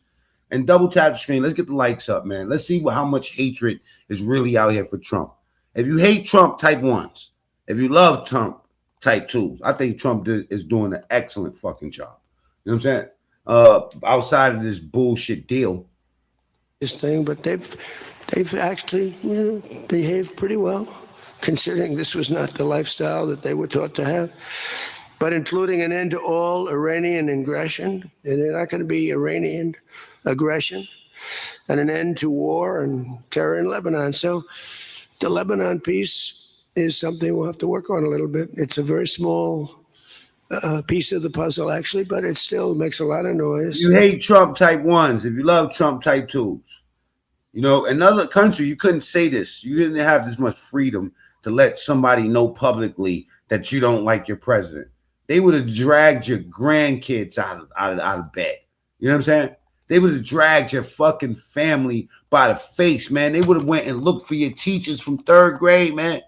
Hey, yo, for real, for real. A lot of these countries, dude was talking about he left America to go fucking be in Asia. Well, get the fuck up out of here, you bum ass. Who cares where you went? They'll go to another country, you know what I'm saying? But it won't talk about the person that runs that country. Yeah, they'll keep their ass real quiet, okay? If you love Trump, type 2s in the chat. If you hate him, type 1s. We accept all opinions around. Rock says it's basically, let me see, the same deal with Obama. Yep, I agree. To some degree, but we're in a whole different time. So yeah, stupid bum don't even know when a single country that does what you claim. We got some 2s, we got some 1s. Michael, salute, man. What city you from? Type it in the chat, man. We outside, man. We in shorts algorithm. You know what I mean? So double tap the screen and get the likes up. Go ahead, get your vote on too. 2s if you love Trump. 1s if you hate Trump. You call him the orange man. Okay? Says MAGA equals delusional cults. No, you sound stupid, dude. Okay? Don't type stupid in my chat. You want to type stupid? This is what you type, right? This is how you type stupid in my chat, all right? And if you just look at what I just typed. And if that doesn't work for you, then you type it this way, because this is the other best way. Oh, I was typing. I only got past I couldn't get past the NIG part. Delusional cult. Rob, we heard you the first time. The big deal is the Iran deal. That's where the money is, where the power was. But they have Hezbollah, and you got to get that done one way or the other. We'll do it. I think Israel can do a much better job on it. Democrats don't have a cult leader, silly. You know what I'm saying? Ones. If the deal isn't better than Obama's deal, then the deal is worse than Obama's deal. And it looks like it's worse than Obama's deal. Well, that was a whole different time. I don't know how to measure that. It's funny how people say MAGA is delusional, yet we've won the election twice. You know what I mean? Salute to Zach, a real one. Obama is a fraud, a Barry. I can't keep up with the comments. It keeps going up. I'm trying to go back. Noah says 1.5. He doesn't, he's in the middle, right? Leftists are like angry 2-year-olds throwing a fit because they aren't getting their way. That's a perfect description of these motherfuckers. You know what I'm saying? Like, you are going to Africa, bro. Just wait. He's crazy, man. I don't mind going to Africa. West Africa is nice, especially with the black people that's migrating back over there. A lot of them doing pretty good. But I'll stay over here and eat my fucking White Castles. Fuck Africa. Syria would love to do it. I was very responsible for the gentleman at Syria that's now the president of Syria. He's done a tremendous job. He's put that country together in a year and a half. I like that. Noah, if we going back to Africa, you going back to Europe. Sort of like our country, a year and a half. It's pretty similar size. They said, please don't put him there. He's a very violent man. Nobody don't want no Americans in their country. You get 50 Americans on one fucking little area, man. We taking over that shit. We don't give a fuck where you put us. They just don't know how to live. The shit we seen the other side. It's like no one would fire the experience of fire as opposed to the next country that don't know shit about fire. Man, without fire, without heat, these motherfuckers are eating raw dead animals. But on this side, we got White Castle. Okay? Knowing how White Castle is, man, I'll tell these people that's eating them rats and roaches, wherever they at, bro, you ain't got to eat that, bro. You know what I'm saying? Qaeda I said, well, like putting me in slavery times. You take 50 of these people today with the 50 black men with the mentality that we got right now and put us in slavery times and we will end slavery. 50 niggas that think like me right now. We would go over there and, you know, in 1700, whatever fuck slavery started, and we bitch slapping settlers. I mean, some of these people. You know what I mean? Bitch slapping the African nigga that said, yo, here, you could buy what, bro? We gonna sell you, nigga. You know what I'm saying? Like, for real. Think about it. You get 50 niggas like, get 10 niggas like me during that time. And we got a whole different, we don't got slavery no more, like Kanye said. All right, double tap screen, because it was a choice. You know one thing, a Boy Scout's not going to work. Ask Nat Turner. And he's actually done a very good job. He'd love to go in and, you know, Hezbollah is an enemy of his, and he'd go in and he said Obama is better than all of MAGA combined. Are you smoking krills? Are you smoking with Hunter Biden smoking left in the White House? Don't act like Hunter. Did Hunter Biden leave crack cocaine in the White House? Yes or no? I mean, come on, you could be a liberal and tell the truth. Type ones if Hunter Biden smoked crack like Pookie. Y'all don't believe me? I got the video to prove it. Okay? I did cover it when it happened. Type up Hunter Biden smokes crack like Pookie. Matter of fact, I'll do it for you. Hunter Biden smokes crack like Pookie. Let's see what pops up real quick. We're going to go back to this. Hunter Biden smokes crack like Pookie. Pookie! Y'all don't believe me? Watch this. Watch. Oh, man. I swear to God, I can't make this shit up. It says, 3 years ago, watch Hunter Biden smoke crack like Pookie. Smoke crack on camera like Pookie. Jesus Christ. I swear to God. You know, y'all must be on this type of shit. See, they forgot all about this. They forgot all about this shit, man. Hey, man, I didn't. This man was smoking that shit like he was trying to go to the final destination. Look at the stories ain't true, but this one is, man. Let's watch this video of Hunter Biden smoking crack like a champion, like Pookie, man.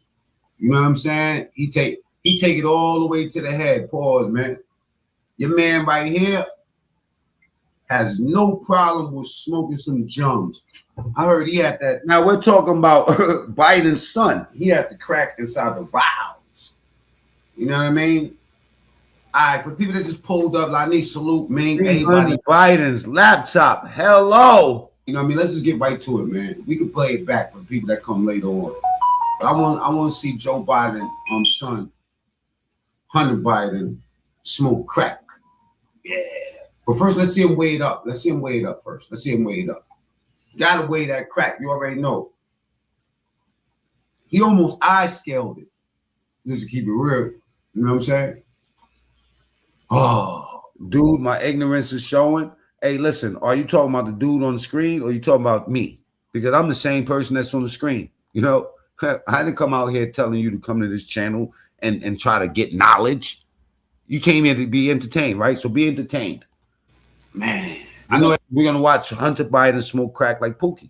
Everybody's seen this video already, but I want to talk about a few things. It's blackish. I wanted to talk about a few things here. Mainly, you know what I want to talk about? I don't understand this shit because I'm looking at this here. This, you know, is that not rocks? Come on, bro. Is that not rocks? Come on, man. This is on the news, yo. He got caught doing this shit with a Newport box. And you talking about my black is showing? Hunter Biden's black is showing. You know what I'm saying? Them black ass fucking nails. Fingers. Smoking that hot pipe.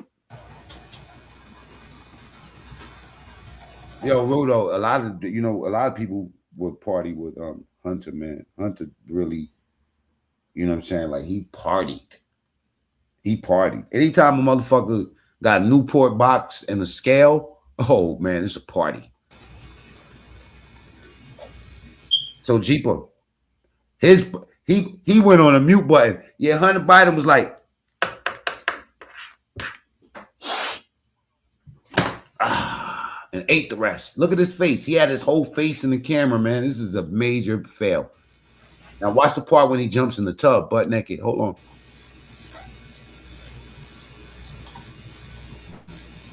They don't like hearing this shit, Salty. And this is on the news. Like they hate for me to show it. This is a fact. You know, only thing I added is that he smoked these jums like Pookie. He might have smoked it like I don't know. He might have smoked it like somebody else, like Samuel L. Jackson and Mo Better Blues.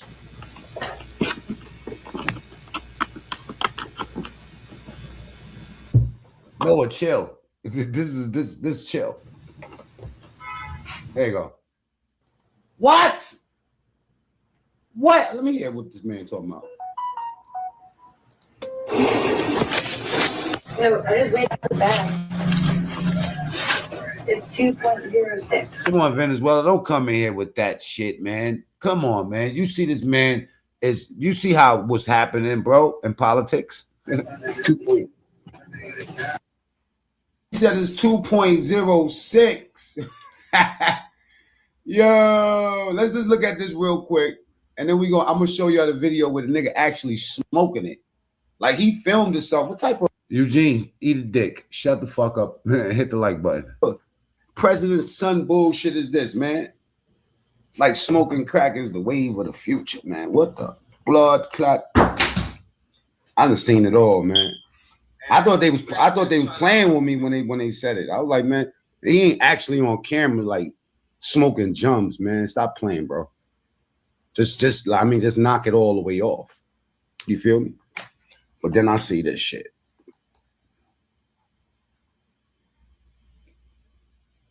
To make her acquaintance most recently. That's my baby brother Flipper, the one I've been telling you about. Yeah, architect and shit. Look at him. Look at this boy. Sleepy Joe Biden's son love the crack. Thought they love the kids, but they look at this guy. It's different. It's different, man. Look at his face. He's in the enterprise, y'all.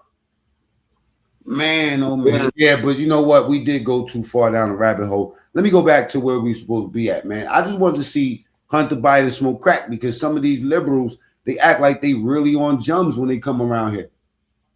Matter of fact, they did an interview with this guy. What's the difference between coke and crack? You know what I'm saying? Check this out, right? I can't make this shit up, bro. I can't make this shit up. They get mad at me for showing it. I'm getting mad. I'm mad that it happened. I'm more. So your kind of most prolific offender was during the Trump era between 2016. Okay, so check it out, right? Let's get to it, man. You know, ain't nothing to it but to do it. Let's get to it. Let's get to it. Let's get to it. Now, I swear to God, this is Hunter Biden right here. Seen in 2020, which I think is important to clarify, is not when your father was in the White House. Exactly. 100% not. There's this. Is this guy going to strike me, man? Because I'm talking that. You know what? Let me not do this because I got a feeling that this guy, the type of shit I'm about to talk about, they're going to end up striking me, man. I don't want to go through that. You know what I'm saying? But let's get the likes up to 100, please. Salute to everybody that's here, being a good sport. I don't care what. Everyone keeps asking me how I do my podcast alone. The answer, you know, I'm all about character, man. I don't give a fuck about your politics, man. If you're American, you know, throw them ones in the chat. You're proud to be American, okay? Because some of these people be acting crazy. You know what I mean? Let's get back to the person that's running this country. Sort of like our country, a year and a half, pretty similar size. They said, please don't put him there. He's a very violent man. Al-Qaeda. I said, well, I know one thing, a Boy Scout's not going to work. And he's actually done a very good job. He'd love to go in and, you know, Hezbollah is an enemy of his, and he'd go in but he wouldn't knock down buildings every time he hears there's somebody. He'd just go and get them with precision. But I don't know that people want that. Maybe they don't. Maybe Lebanon doesn't. We have to be guided a little bit by Lebanon. And by the way, the president is going to be coming, prime minister, president. Let's going look to at be some of the coming over comments. to see us very shortly over the next week or two. Good man. He's, man is living. What a tough life he's got, because he's got tough groups of people. And it's amazing. Amazing there is a Lebanon with all they've been through. They have been treated worse than just about, I think, anybody. Disrespected incredibly. So the expansion of the Abraham Accords is the other thing that we hope we're going to get. And I think Saudi Arabia, if they lead the way, they'd be doing themselves a big favor, because everybody that's in it, UAE went in right from the beginning. Again, he's a warrior. And they never got out. Nobody ever got out. You think maybe during the war, they were all afraid of, everybody was afraid of Iran. And that's why we ended up with the original members. But then when the election was rigged, that's right. And I wasn't here at all. Nobody cared about anything. The country went to hell in every way. That was the least of it. Middle East was the least of the country went to hell, allowing 25 million people into the country, unchecked and unvetted, many of them criminals, many of them murderers, 11,888 murderers allowed into our country. So this was the least of it. But the past 2 days have also provided an opportunity to discuss a number of other key issues with members of the G7 and our partners. Yesterday morning, we had a productive conversation on the war in Ukraine. I spoke with President Putin. I spoke with... Respectfully, let's get the likes up to 100, man. Let's double tap the screen or go to the top right, hit the 3 dots. Is there anything that proved... I can't keep up with the comments. President Zelensky, and he was there, and President Putin I spoke over the phone with, and something's going to happen. They're losing a lot of people, a lot of soldiers are losing soldiers. Both are losing a lot. Russia's losing more because they're the offensive ones, and when you're offensive in war, you lose more. Pretty simple. But I provided an update on my call Sunday with President Putin and expressed my continued hope. We had a very good conversation with President Putin and a very, very good conversation with President Zelensky. I think they both want to do something. They just don't know how to do it. They want to do it. I wouldn't be surprised if Putin and Zelensky ain't fucking rolling dice with each other at night, man. You know what I mean? The way that shit looking, like, it's all about money. Let's get the likes up in the chat, man. Salute. If you love Trump, type 1s. If you hate him, type 2. Just don't know how. In our session yesterday afternoon, if you can't keep up with the comments, you provide nothing in the content, and you're begging for what? Shut the fuck up. Do you even know who I am, you goofy? Shut up, man. Time that motherfucker out. Give him 86,000 seconds. And that wasn't the instruction. The instructions is if you love Trump, type 1s. If you hate him, type 2s. I didn't ask you for your fucking opinion. You know what I'm saying? You know? Go to sleep. International partnerships, I offered an update on how the United States is leading the world in responding to the Ebola outbreak in Africa, sending $375 million in aid so far to help stop and contain the crisis at its source. And we've done great. I was with the president of... I'm a nobody with 100,000 people following me. You know what I'm saying? Time them out, please. Get rid of that person out of my chat. A couple of presidents came over, by the way. I'm glad I'm even reading the comments and speaking to some of you people. You know what I'm saying? Like the way y'all be acting, you know, like you don't know people from African nations, and they were so pass this down. It's a fact. Happy with what we did, but where it's unfair is we gave $375 million. The rest of the world gave essentially nothing, maybe a couple of bucks, but nothing. And they were all saying, thank you so much. And I think they've done a good job. It's a terrible thing. Ebola is a terrible thing. That's an unbelievable one. Fortunately, it's not like COVID where it's that easy to spread around, but it's rough. And we've done a good job. We've moved people to certain quarantines, certain locations. But today we also had excellent meetings on the economy and artificial intelligence. Well, I haven't been live in forever. Amazing what's going on with that. It's going to be the biggest thing ever. You have to be very careful with it. It's both great. Please block that person out of my chat, man. God. But we're leading China. We're leading the world on that. We're allowing them to to do their own electric plants because they need, as an example, those buildings are so big and they're not taking the community's electricity. I gave them the right. It's my idea. I gave them the right to build electric plants like Con Edison in New York. Dig we must. And they've come up with plants that nobody's ever seen anything like them. Those are like very. I have a bunch of moderators, you dickhead. Look, now you on timeout. Stupid. High IQ people. So they're actually building electric plants. So because otherwise they could never build a building because the grid is old and tired and broken and a mess. So they're building it and they're going to sell there very cheaply. They're going to. If you love your president, spam the chat with ones. Sell their extra electricity into the grid.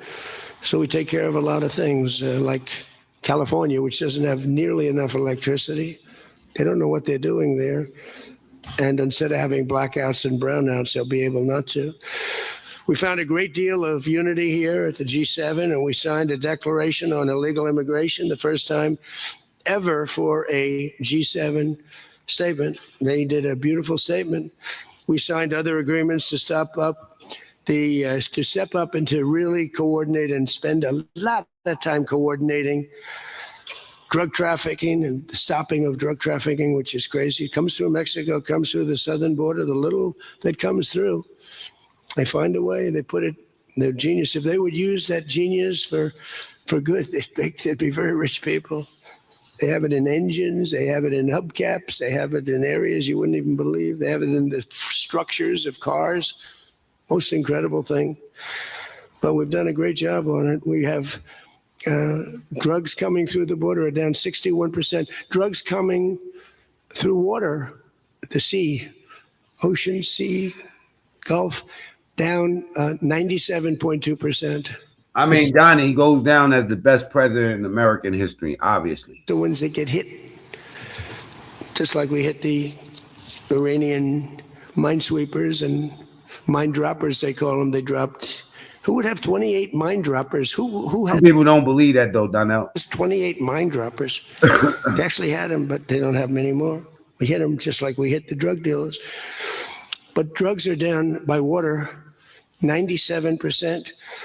And over 60% they're down. A lot of liberal trolls here, but I need y'all to everybody double tap the screen. Let's get the likes up. It shouldn't be 400 people here with 40 likes. Double tap the screen and go to the top right and hit the 3 dots. All right, by a show of hands, if you hate Trump, type 2s. But if you love Trump, type 1s. I always got to get a head count. And now we're going to go and focus on the land. They come through Mexico. Mexico has lost control of their country. The cartels run Mexico, and it's sad. And the president is a very good woman, but she's a very scared woman. The drug cartels are totally running Mexico. It's not even close. We agreed to accelerate our efforts to secure our critical minerals and rare earth supply chains, where we have great companies really going to town. We're going to give everybody a big run because we do it better than, and we had to get motivated.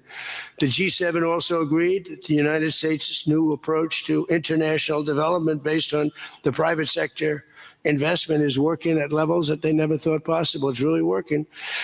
I held a number of very positive bilateral meetings, including with the president of France. Well, a very good meeting, actually. The Emir of Qatar, Sheikh Tamim, who's, I tell you, I wish I could really know the guy. You know, some people say, well, he lived in that neighborhood. You can't be saying things that you'd like to have him say. He was fantastic on this, and he's been a fantastic guy in terms of energy and getting energy out there. President of the United Arab Emirates, Mohammed bin Zayed, who's an amazing warrior. President El-Sisi of Egypt. Prime Minister Modi of India. We spent a long time together today. I spoke to Mohammed. I spoke to the Crown Prince of Saudi Arabia a number of times. They're all so happy that this. Shut up, Venezuela. So you have to have them happy too, you know.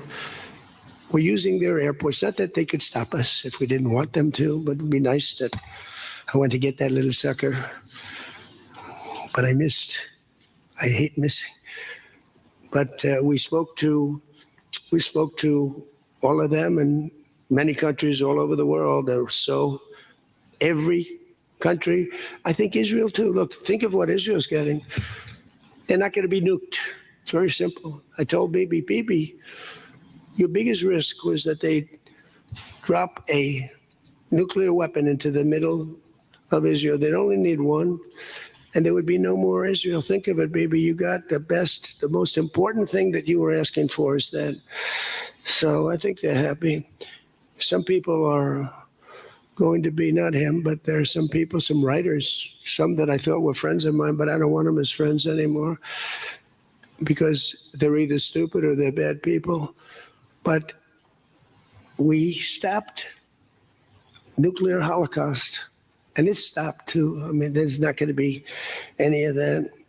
So from the beginning to the end, it was clear that this week, America's back. It's bigger. Everybody, double tap the screen. Let's get the likes up in this joint, and let me know what city you from.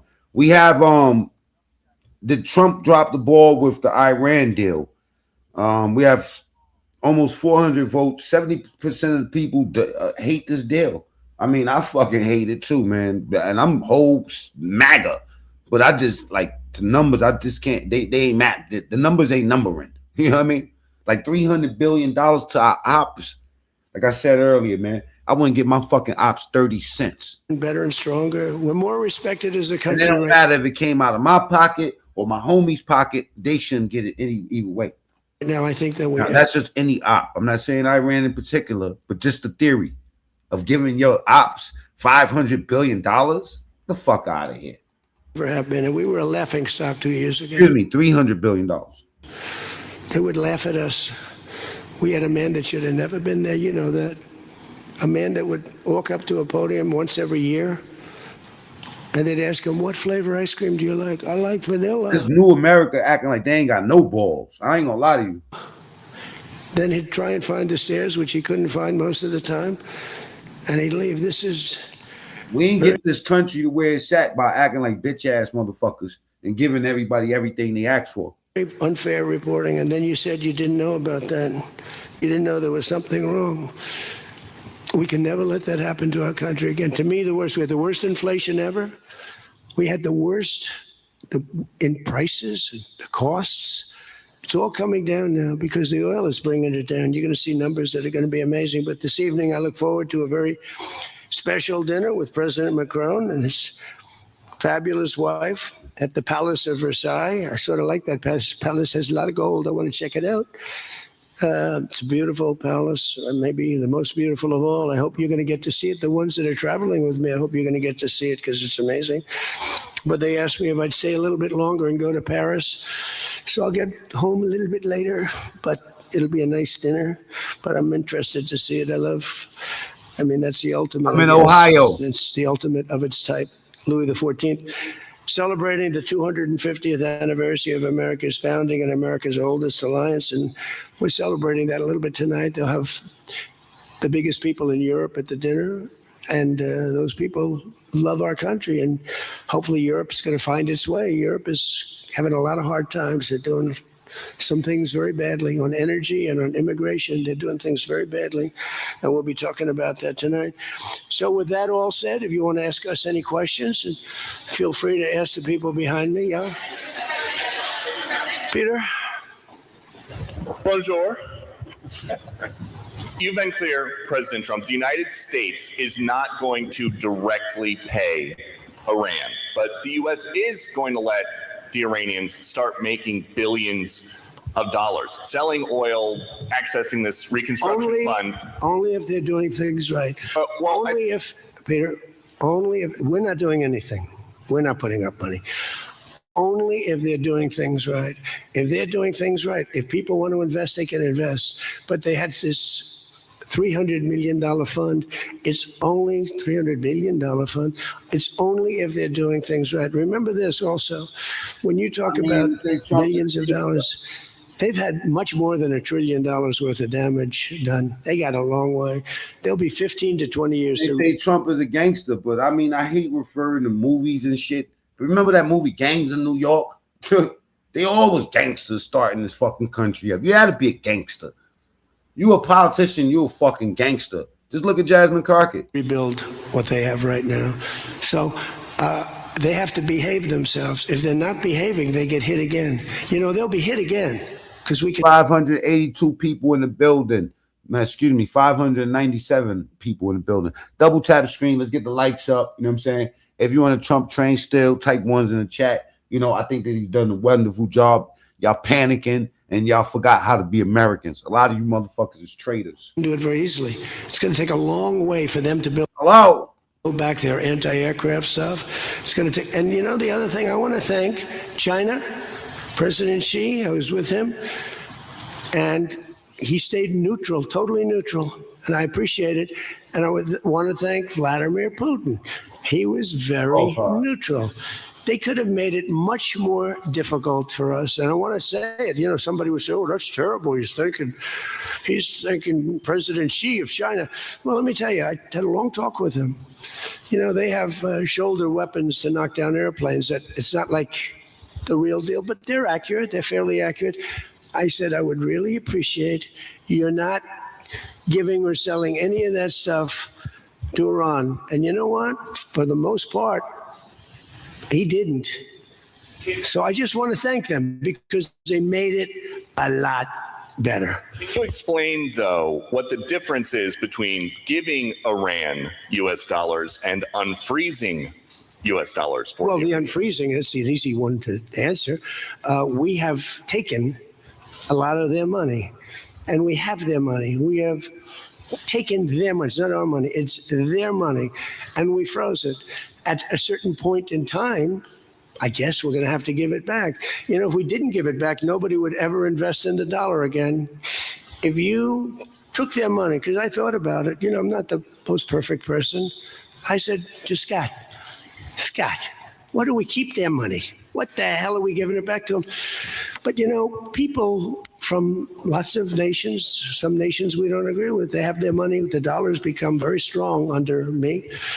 And they don't want to have a little conflict with somebody and end up having the United States just take their money. So if you do that, you really don't have a system. And I did just want to ask you about this. A wise man once said in January of 2020, Iran never won a war, but never lost a negotiation. That wise man. Who said that? Donald Trump. Oh, that's what I thought you were going to say. So how do you go back to the United States and convince a skeptical American public that this deal is a look, win? Here they lost militarily, okay? It's very tough because I know that no matter what, if I would go, by the way, if I'd go another 3 or 4 weeks, those same people that are critical would say, he went too long, he should have done, you know, no matter what. If they raised the white flag of surrender, and if they said, praise be to Allah, Donald Trump is the greatest president ever. We totally concede. We totally give up. This war is over. We have failed. The New York Times and CNN and a couple of others are not all that dishonest. They say Iran had a great victory, okay? And they practically do that. You know, it's amazing. When we knocked out their last ship, they had 159 ships. When we knocked out the last ship, the Times refused to do a story on it. They said, why wouldn't you? They don't have a Navy, and you don't want to do a story on it. They don't have an Air Force. You don't want to do a story. We need a fair press. So what you mean Trump was never rich? It's either he was rich or he wasn't. Double tap the screen. Let's get the likes all the way up. If you're new here, subscribe to the channel. Go to the top right, hit the 3 dots. This chat is fucking phenomenal. They wild, okay? It's and that's why they're all doing so badly, because they lost credibility. When I win, MAGA haters is by far and large landslide, and I had 93% bad press. They take good stories about me and make them bad. But the only reason that happened is because get them likes up, man, so we get 1,000 people up in here, man. 775 people. Salute. If you're on that MAGA train. Oh man, they be beating you up if you're gonna type these ones. But type ones if you are. If you're not, type 2s. They have so little. The media has so little credibility that the people voted for me. 93% of the stories on network. ABC is horrible. I think ABC is the worst. NBC is terrible, and CBS is terrible. CNN, obviously. And I never get good stories, no matter what I do. I could do the greatest thing. I won't get good stories on this. I'll get it from fair media. I'll get it from all over the world. They're running good. But no matter what I do, I'm going to get bad press. I know that. Now, if I did the opposite, if I went out and continued to bomb them for another 4, just bomb the hell out of them, move to South Africa, I get bad press on that. No, there's nothing I can do. But what this does is it allows the ships to go. If we keep bombing, those ships won't be going. And you're talking about $500, $600, $700 million a day. It's a lot of money. A lot of money. That's why the world is okay. It's liquid. It's fine. Also, we run out of reserves in about 4 weeks. You know, there are reserves all over the world, and we would really run out. And there'll be a time when you wouldn't be able to get it. And you want to see bedlam? So for all those so-called geniuses that want to show me how smart they are, ask them why didn't they blow up General Soleimani? Ask that of the general and a couple of other people that I like very much, but boy, are they wrong. Go ahead. How about you? Thank you, Peter. I'd give you more, Peter, but people will say I like you too much. Thank you, Mr. President. Bonsoir, Mr. You know, President. he told me that first day in office, he asked me like 7 questions. I answered all of them. Is this true? He said, he just answered more questions in one meeting than Joe Biden did in 4 years. Okay, you know, I'm not going to get you in trouble, but that's what you said. Go ahead. Bonsoir, Mr. President. In The Art of the Deal, you write about the importance of leverage. Yeah. Obviously, you have a lot of leverage when it comes to Iran, whether it's Tremendous militarily or through economic sanctions. What leverage, sir, do you have when it comes to Israel and Hezbollah to ensure that they abide by the ceasefire? Well, I think we have leverage just by the fact that we really have Iran now has to be good. They have to behave. And we might help. That's a much smaller conflict. It's a conflict that should be able to be over with. I'm surprised it's taken so long. And it's a much smaller, but we have a lot of leverage. We have the greatest military anywhere in the world. We have the strongest, most powerful. Look at the blockade. By the way, the blockade was more impactful than all of the bombing raids where we dropped $1 billion worth of bombs on Iran. The blockade was so incredible. The naval blockade, the admiral, the whole thing, not one ship got through. That meant no money got through. They were dying. They had no money. They have inflation that's 250 or 300%. They have no money. We have tremendous leverage. We have the leverage of the economy as an example. We'll get that done. That's a small one, and we'll work with Israel and get it done. But I'd like to do it. I mean, you have people living there. Buildings are being dropped on top of them or right alongside of them. How would you like to live there? It's so unfair, especially Beirut. You know, you go into Beirut, and I looked at the scene 2 days ago, yesterday, where they hit. That was a big hit. That was unnecessary in my book. Yeah, please. 2 questions. If you could clarify something you said just a few minutes ago. One of the goals of Epic Fury going into it, you said was... Say it again. Speak up. Sorry. One of the goals of Epic Fury, you said going into it, was to destroy Iran's ballistic missiles and its capabilities to build more. Yeah. Why is it acceptable to you now that they keep some of that capability? And Iran is... What are they keeping? What are they keeping? They have less than other nations now. We knocked out probably 84, 85% of their missiles. The rest of them are underground. They can't even get them out. You know, the other night's raid, I think it was on the first night, we knocked out hundreds of their missiles. Actually, by mistake, we were hitting an area, and you can sort of see when the bombs are going off, and then you see one that looks like, wow, what happened? A lot of missiles knocked out. No, but what are you going to do? Let's spend another 2 weeks and give them none. They don't want to be firing missiles right now. They're going to have a hard time rebuilding. And the people from the Middle East, if people want to invest, and again, they don't have to invest at all, but if they do want to invest, it does have oil. It does have probably a future, but it's going to take a long time. But are you going to let the 91 million people starve to death? I mean, one of the things I was very intent on, they have water desalination plants, very good ones.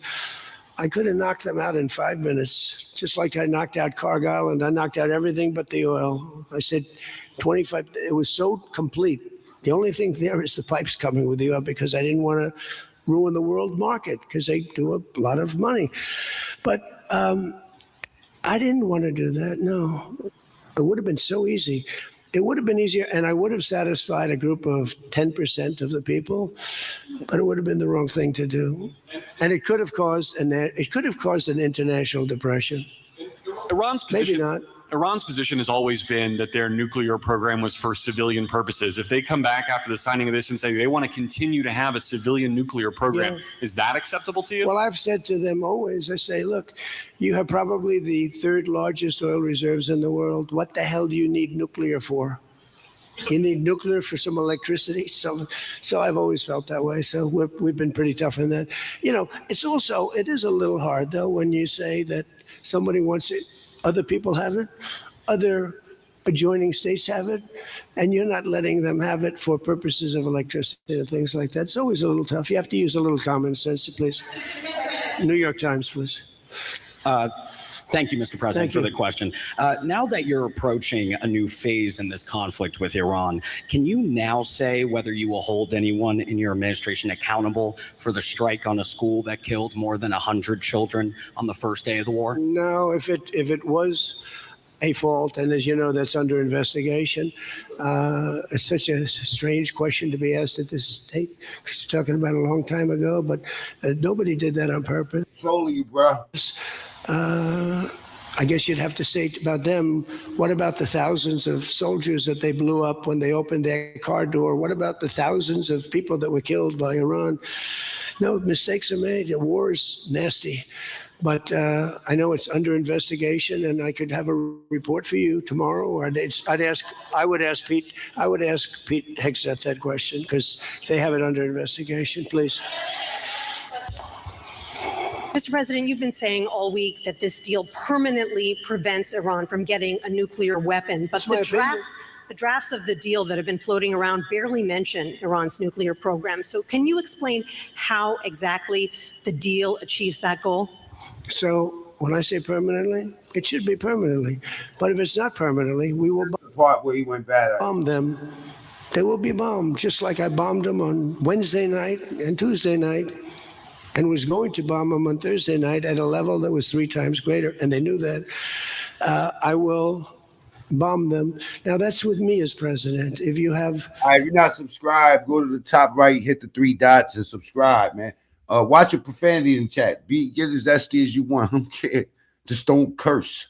A weak, pathetic president. Maybe that doesn't happen, but I can only do the job that I have to do. I have a long time to go. I have almost 3 years, close to 3 years. Time is going fast.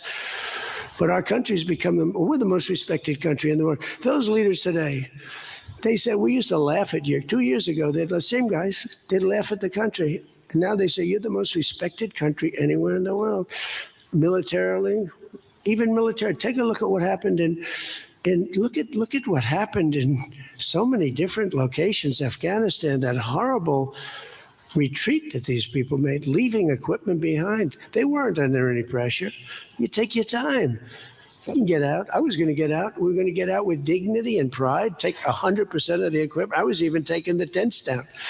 But then they got in and they just left. They left all the equipment. I may get all that equipment back. Now, here's the thing. More symbolic, because it's a little old now. But we may get it all back. So you're threatening... Afghanistan is kissing our ass. You know that? So you're threatening to bomb Iran if they don't comply, but there's nothing enforceable in the deal itself. Is that correct? Doesn't have to be. I let them know. I said, look, if you don't adhere to the agreement, I don't want to do that, but we're going to bomb the hell out of you. And I don't think that they're going to veer from the agreement. What else am I going to do? Am I going to say, I'm going to take you to court? Let me take you to court. Let me sue you. No, we're going to bomb the hell out of them if they violate the agreement. I don't want them to. I want them to honor the agreement. Again, the Straits close up. Bad things can happen. You know, in war, terrible things happen. Like you mentioned the question before about a school gets hit. Other things get hit. Bad things happen in war. War is a nasty place. I see it. I see it. I see it better than maybe anybody has ever seen it. Go ahead, please. Thank you, President Trump.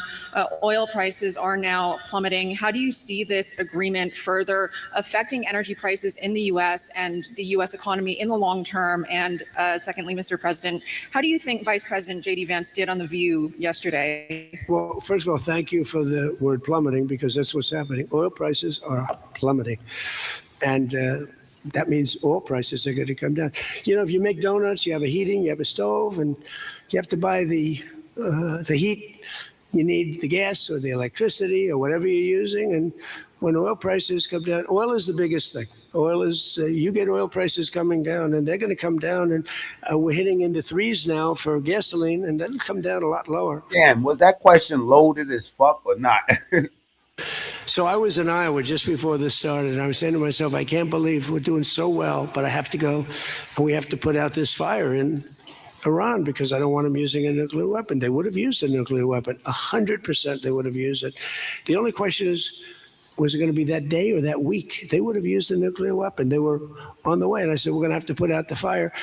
And I said, you know, oil prices, so gasoline, we passed 2 gas stations in Iowa, made a speech up there. The people are great. I won it by so much. And I love the people, farmers. And we passed 2 gas stations. One was $1.85. One was $1.91. Now, that's Iowa. But it was, I mean, California has all those crazy taxes that they put on, you know, California taxes. But the oil was down to $2 to, I'd say, between $2 and $2.50. And it was heading down further, and we were going to have a great run. We took a little journey down to a place called the Islamic Republic of Iran, and we bombed the hell out of them, and now they can never have a nuclear weapon. Now, we had a disturbance, but I must say it was much less than anybody thought. The oil never went to $350 a barrel. It went to $115, $120. The oil never went anywhere near that. And the other thing, I thought the stock market would go down 25 or 30%. The stock market a week ago, before we started this, was higher than it was when we started, which tells you that we have a very resilient economy. We have the strongest economy we've ever had. Now, the word affordability is a fake word but made up by the Democrats. Here's where it's fake, because they made it up, because I inherited these prices. And when I had my first news conference, first day, they started screaming affordability, the Democrats. Affordability, affordability, they're screaming. I said, what's that all about? They gave it to me. They gave it to me. It's affordability. And they used that word to a fare thee well. Well, they were the ones that created the affordability crisis. I'm the one that got it down. Remember, highest insurance rates in history, highest rates for everything. Eggs, remember eggs? They were 4 times more expensive than they were in my administration. And I got it down, Peter, very quickly. Our secretary did a good job of agriculture, Brooke. She did a great job with eggs and everything else. And now that the oil is coming down, you're going to see everything follow. Everything follows the cost of energy. And we're going to end up having the lowest energy anywhere in the world. Please. Yeah. No, please. Thank you. You're from ABC. You're fake news. Go ahead. To follow up on oil, can you confirm, will Iran be able to immediately sell their oil to market? And will U.S. sanctions snap back immediately if there is a delay or collapse in the talks? And then relatedly, is there any safeguard in this deal to prevent Iran from charging what they say could be fees after the 60-day extension? The thing that's going to stop them from doing that, because you can't cover everything in a document, is common sense. They don't want to get bombed. They don't want to get hit. As far as sanctions are concerned, at some point, you know, we have sanctions which will never let them rebuild. They would have no money. They would be in poverty. The 91 million people would starve. So something will happen as soon as they behave. When they behave, we're going to let that go. We're going to have to. I put sanctions on a lot of people, and then I let them go. A lot of countries. Yeah, please. Thank you, Mr. President. My name is Shinji Abe. I'm a Japanese Yomiuri newspaper company from the Washington Correspondent. My question is about the Strait of Hormuz.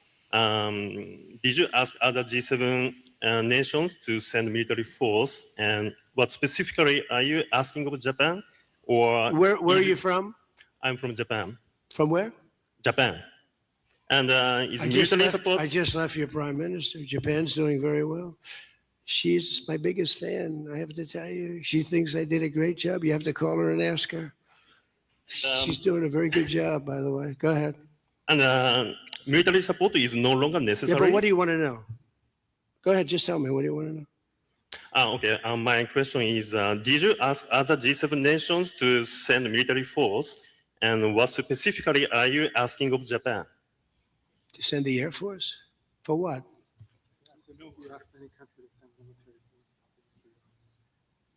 Oh, other countries, not just Japan. No, we don't need it. Oh, by the way, they all want to do it. They all want to do it. Every single one of them. They want to go be a part of it now. Not while the war was going on. I was a little disappointed. The UK, I said, yeah, it would be nice if you sent. I almost expected them to say some outright racist shit real quick. Ships, and the Prime Minister said, they'll be there, sir, as soon as the war is over. I said, did he just say that? I couldn't believe Hey, that. my trolls in the sector, go tell him that Mac Ming got 1,000 motherfuckers in his chat. I ain't been live on his chat and channel in fucking months. I told him this is exactly what was going to happen once I get outside. Double tap the screen. Let's get the likes all the way up, man. I want y'all to embarrass my liberal, leftist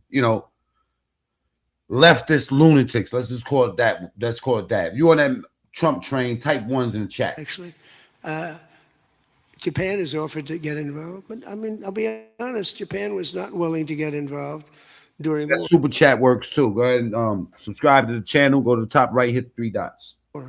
I asked her, I said, you want to get involved a little bit? I didn't put the heavy sell on, but they said, no, we don't want to get involved. Nobody did. We did it ourselves with Israel and with the Arab states that got hit, surprisingly hit. Yeah. Yes, please. Go ahead. Thanks a lot, Mr. President. Question on Brazil. I would like to know, how was your interaction here in Evian during the G7 with the Brazilian President Lula?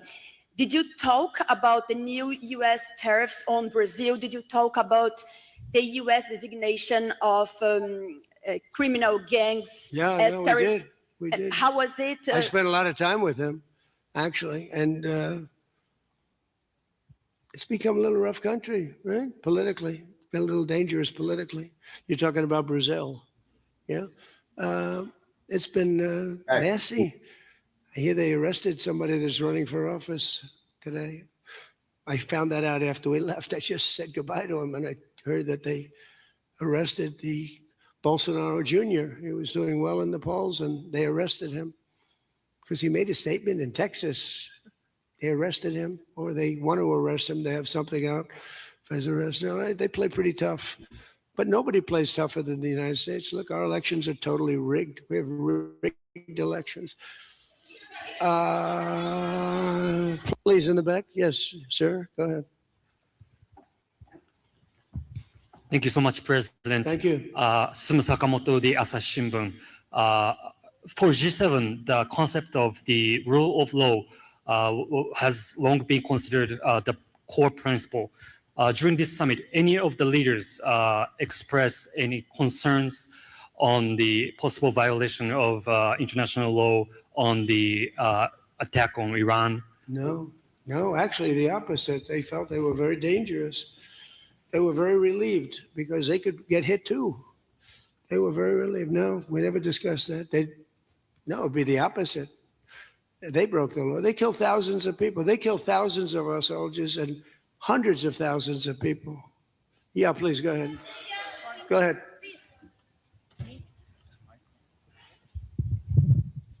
Okay. Mr. President, yes. Yesterday, the Pakistan thanks for the Chinese government to help make a peace talk between Iran and the United States.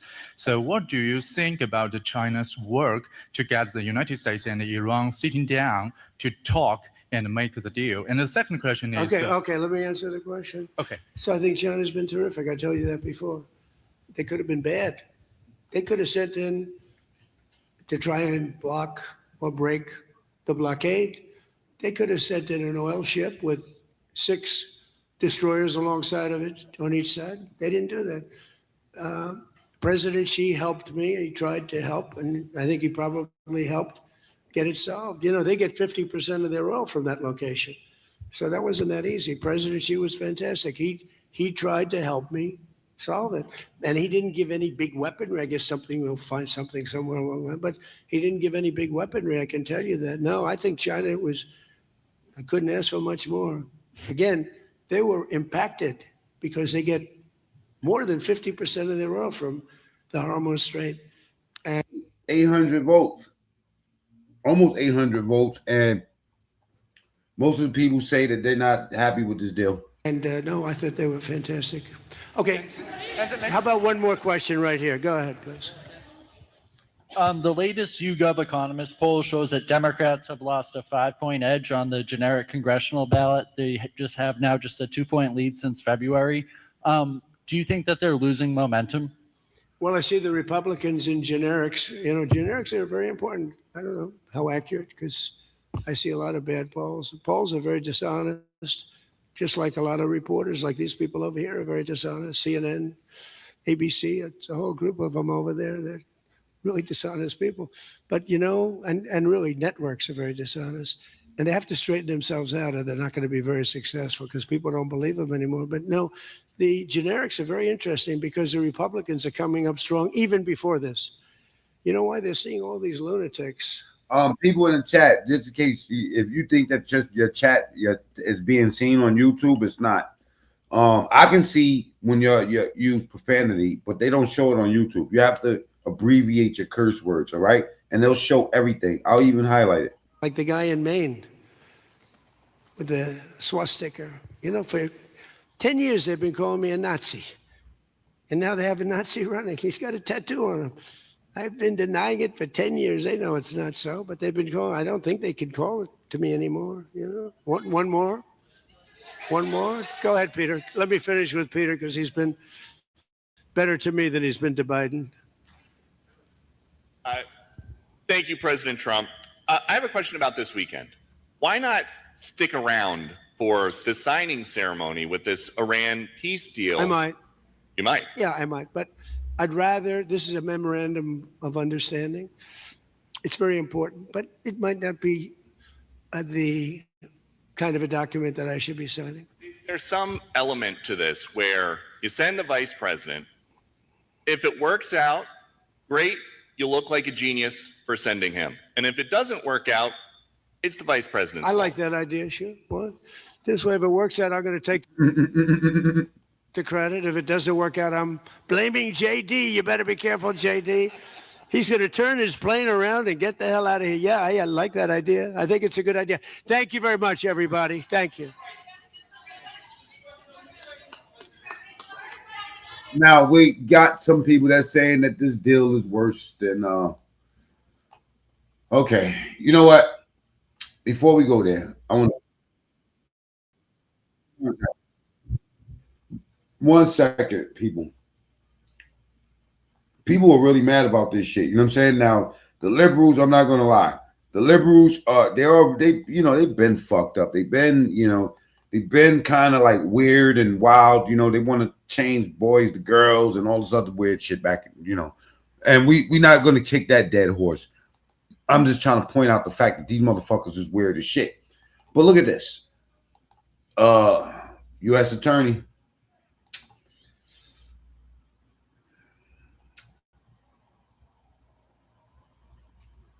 One second, y'all. Shit, Candace was going off, man. I think she has no more hair left on her fucking tongue. I'm surprised they ain't off her yet. Back. Okay. And we go to not that I want that to happen, because I love Candace, you know what I'm saying? But it just, you know, she don't know when to chill. Senator White House. Mr. Chairman, I would like to take my time this morning to say a word about U.S. attorneys and what's happened to this committee's role in the nomination of U.S. attorneys. Just recently, we had a U.S. attorney in an acting role who came before this committee and then went to the floor to be voted on as part of an en banc panel of around 50 different candidates, voted through en masse. We were not told that just 4 days earlier, I want to say, that U.S. attorney had been harshly rebuked by their home court for egregious abuse of their office. That's something we should have been told. We voted on a U.S. attorney, first hidden in the en masse vote, but second, without being informed of this development that had taken place of a rebuke, I believe, by the entire court, not just one irate judge, which puts a spotlight on the problem of how these interim and acting U.S. attorneys come up. We have seen over and over again illegal U.S. attorney appointments. And there's a general problem with that, which is that you'd like to see the Department of Justice follow the law, shouldn't be expecting too much. And when it doesn't follow the law with respect to the management of its own personnel, that's a pretty bad sign.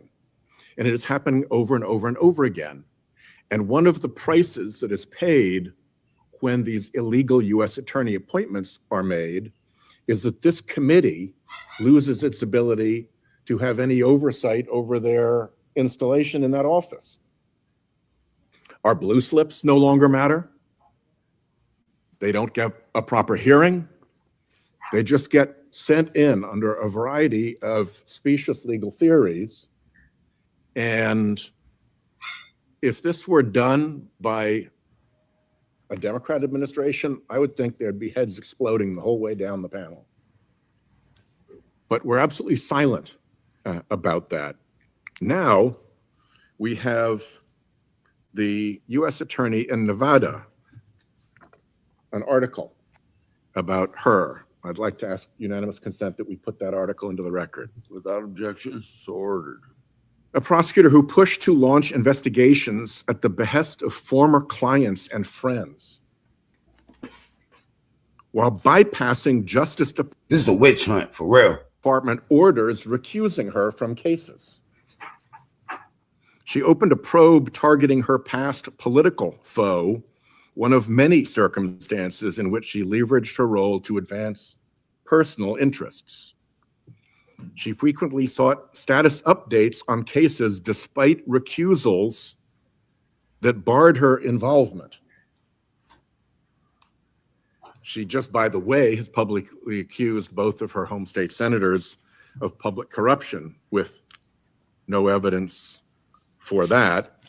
The letter goes on through the details of many of these various incidents, but it concludes by saying that she had assured the court and defense counsel in her district that she would cease supervising cases while her disqualification as U.S. attorney was under appeal. If you're not subscribed to the channel, subscribe. You know what I'm saying? Salute to everybody that's new here. I'm about to get up out of here. I gotta go. Tomorrow I'll be live again around this time. You know, I was thinking about going live at 6:30 on my other channel. They say Donald Trump is going to hell. The devil's busy. James Big Smoke says a Trump lie. Inflation is down. Okay, Trump, because they don't know why they hate Trump. It's just what they have been told to do. They don't care why. I think that they're just moving on dumb, stupid time now too. Yeah, and the Democrats would rather be a threat to run and be open to terrorist attacks rather than to support the decision that's right by removing their nuclear capabilities. Said a job that Obama didn't finish. You know, just like the economy. They, you know, these motherfuckers inherit these problems. these situations, these numbers. No, they don't talk about that. They just talk about the problem that they're sitting on, but they don't talk about the derivative of the problem. You know what I'm saying? So the removing their nuclear capabilities. If Obama did his fucking job back in the days, we wouldn't be sitting on this conversation today. Can't win, can't change the rules. Microbe, Siamese, Big Smoke, cope from them who couldn't rig the election again. Big Smoke, cope from them who couldn't rig the election again. The UFC, salute the Siamese, man. Stormtrooper been contributing in the chat. If you're not subscribed, go subscribe and double tap the screen. Let's get the likes up, man. Don't leave here without liking this video or disliking it. Do your thing. The UFC fight, he wanted the fighters oiled up. He likes men. Walter Black, that's critical thinking. He's breathing heavy because his head is swollen. This is what Jones said. Team Hype TV, he's clocking out real soon. He won't be here for too long. You know what I'm saying? So Team Hype TV's been contributing to the chat too as well. You know what I'm saying? Salute to you. Even though you ain't got to be on Trump's side to have good character, man. You know what I mean? Good character is good character. Tulsi Gabbard is stepping down from the Trump cabinet, citing her husband's cancer. I feel so bad for him. He has to live with that toxic, relentless disease and also cancer.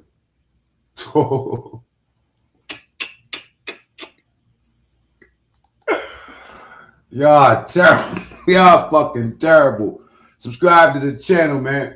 That is terrible, bruh. Tulsi Gabbard. Let's not forget that Tulsi Gabbard didn't start on our side. Is this man going to get us all wiped out? Article 25 now. What happened to Project 2025 and that old bullshit, right? Most Republicans have Grindr accounts, allegedly, right? James Smith says lies. Taking the money to help our own people away and giving it away to the Iranians. Wow. And blame Obama for that too. I don't agree that they should be getting fucking $300 billion, bro. Liberal Democrats know nothing of dignity. I agree. Government is so in la la land, so out of touch with real life. I think so too. But I wouldn't say that they're out of touch with real life. I would say that they're so driven by greed and money. You know what I mean? Like positioning and power that they're not out of touch. They just hyper focused on something that doesn't help us. Double tap screen, get the likes up. Most Republicans, Super Triple O, most Republicans swipe right on Grindr, allegedly again. I didn't even know who Grindr was until recently, so I started talking about politics. You know what I'm saying? And you obviously got an account too, right? Because you sure know a lot about that shit. Hang on tight, America. Good times are coming. You know what I mean? Salute to you. Iran didn't have nuclear capabilities. Trump tore up the deal, and now they have bigger nuclear capabilities than before. Lies. You know what I'm saying? They have sanctions on the ass. Below, salute. Subscribe to the channel if you're new here. We're gonna be outside tomorrow. Somebody says Rubio for 2028. Marco Rubio. He's lying, blah, blah, blah, blah. I see the same thing. Iowa loves Trump. Iowa. We should smash something out from Iowa. Des Moines. You know what I'm saying? She was a cheating line. All right. What city are you from, man? Let me highlight your city before we leave, okay? All right. My name is Mac Mean. We be outside. I invite the trolls. I let everybody live around here, Try to read some comments, especially if they're smart. Let's see if we can find us a smart comment that we keep up here for a little while after we see what cities y'all from. Okay, one. Oh, I got to go down. I'm bugging. 1 liberal tears. And small violins, you know what I'm saying? I don't know, man. It's too many comments, man. It's too many. It's literally like hundreds and hundreds of comments here. So I can't. Trump is a clown. That's his leader, but actually he's a fool. Salute to you, Thomas. Walter, the party that has the most degrees and are the dumbest, most brainwashed people. I can't even get to the cities. There's so many. I ran first. Baltimore in the building. You know what I'm saying? Newark, New Jersey. They said Trump is gay as F. So man, Trump is leading the week straight to hell. That's right. Due to far left liberal demo. It's a lot. It's a lot, man. I ain't the smartest dude in the room. I'm gonna tell you that for sure, for sure. I'm about to get out of here, man. Salute to everybody, man. Thanks for pulling up. Peace. Oh, let me end the poll first. She is. Senator, under our constitutional system, Senator, under our constitutional system, the Electoral College elects the president. Let me just be absolutely clear. You have a new script, a new pre-negotiated effort to thread the needle, avoid the question, because the president refuses to acknowledge that he lost. He declines to accept the truth that he the lie by failing to acknowledge the truth. And it all goes to your independence. If you're unwilling to show us that you're independent of the president at this early stage of your service, you disqualify yourself as judicial nominees. And the president's still trying to prove he won, sending officials to Georgia, trying to concoct evidence. If he were not putting his thumb on the truth, you'd be willing to state it here, and you are putting loyalty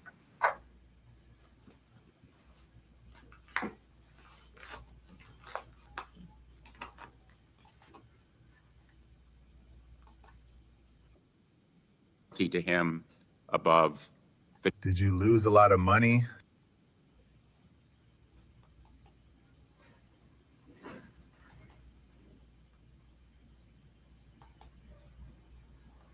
Sports betting on DraftKings or FanDuel? Sir. Okay. The report claimed that career prosecutors working on this case demonstrated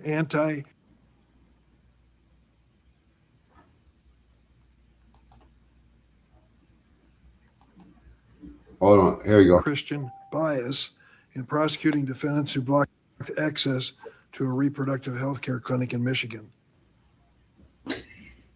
One day before this report was published, 2 prosecutors were terminated simply because they were assigned to work on certain matters. I do not believe that career prosecutors should be terminated simply because they decided to work on a case. Did you have any role in terminating these 2 prosecutors who were assigned to work on the FACE Act case?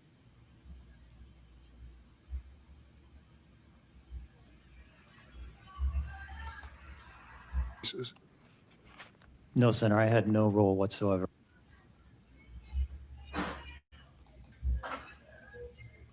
In the decision to terminate them. Thank you. Ms. Colmenero, are you familiar with DACA?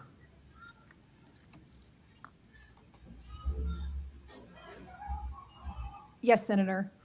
You realize it was created by President Obama 14 years ago, Yes, Senator.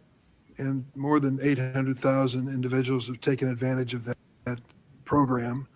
And every 2 years, they are required to register and re-register with the federal government to to pay a filing fee of $600, go through a background check, criminal background check, that allows them at the end of the day to be able to work legally in the United States and not be deported during that period.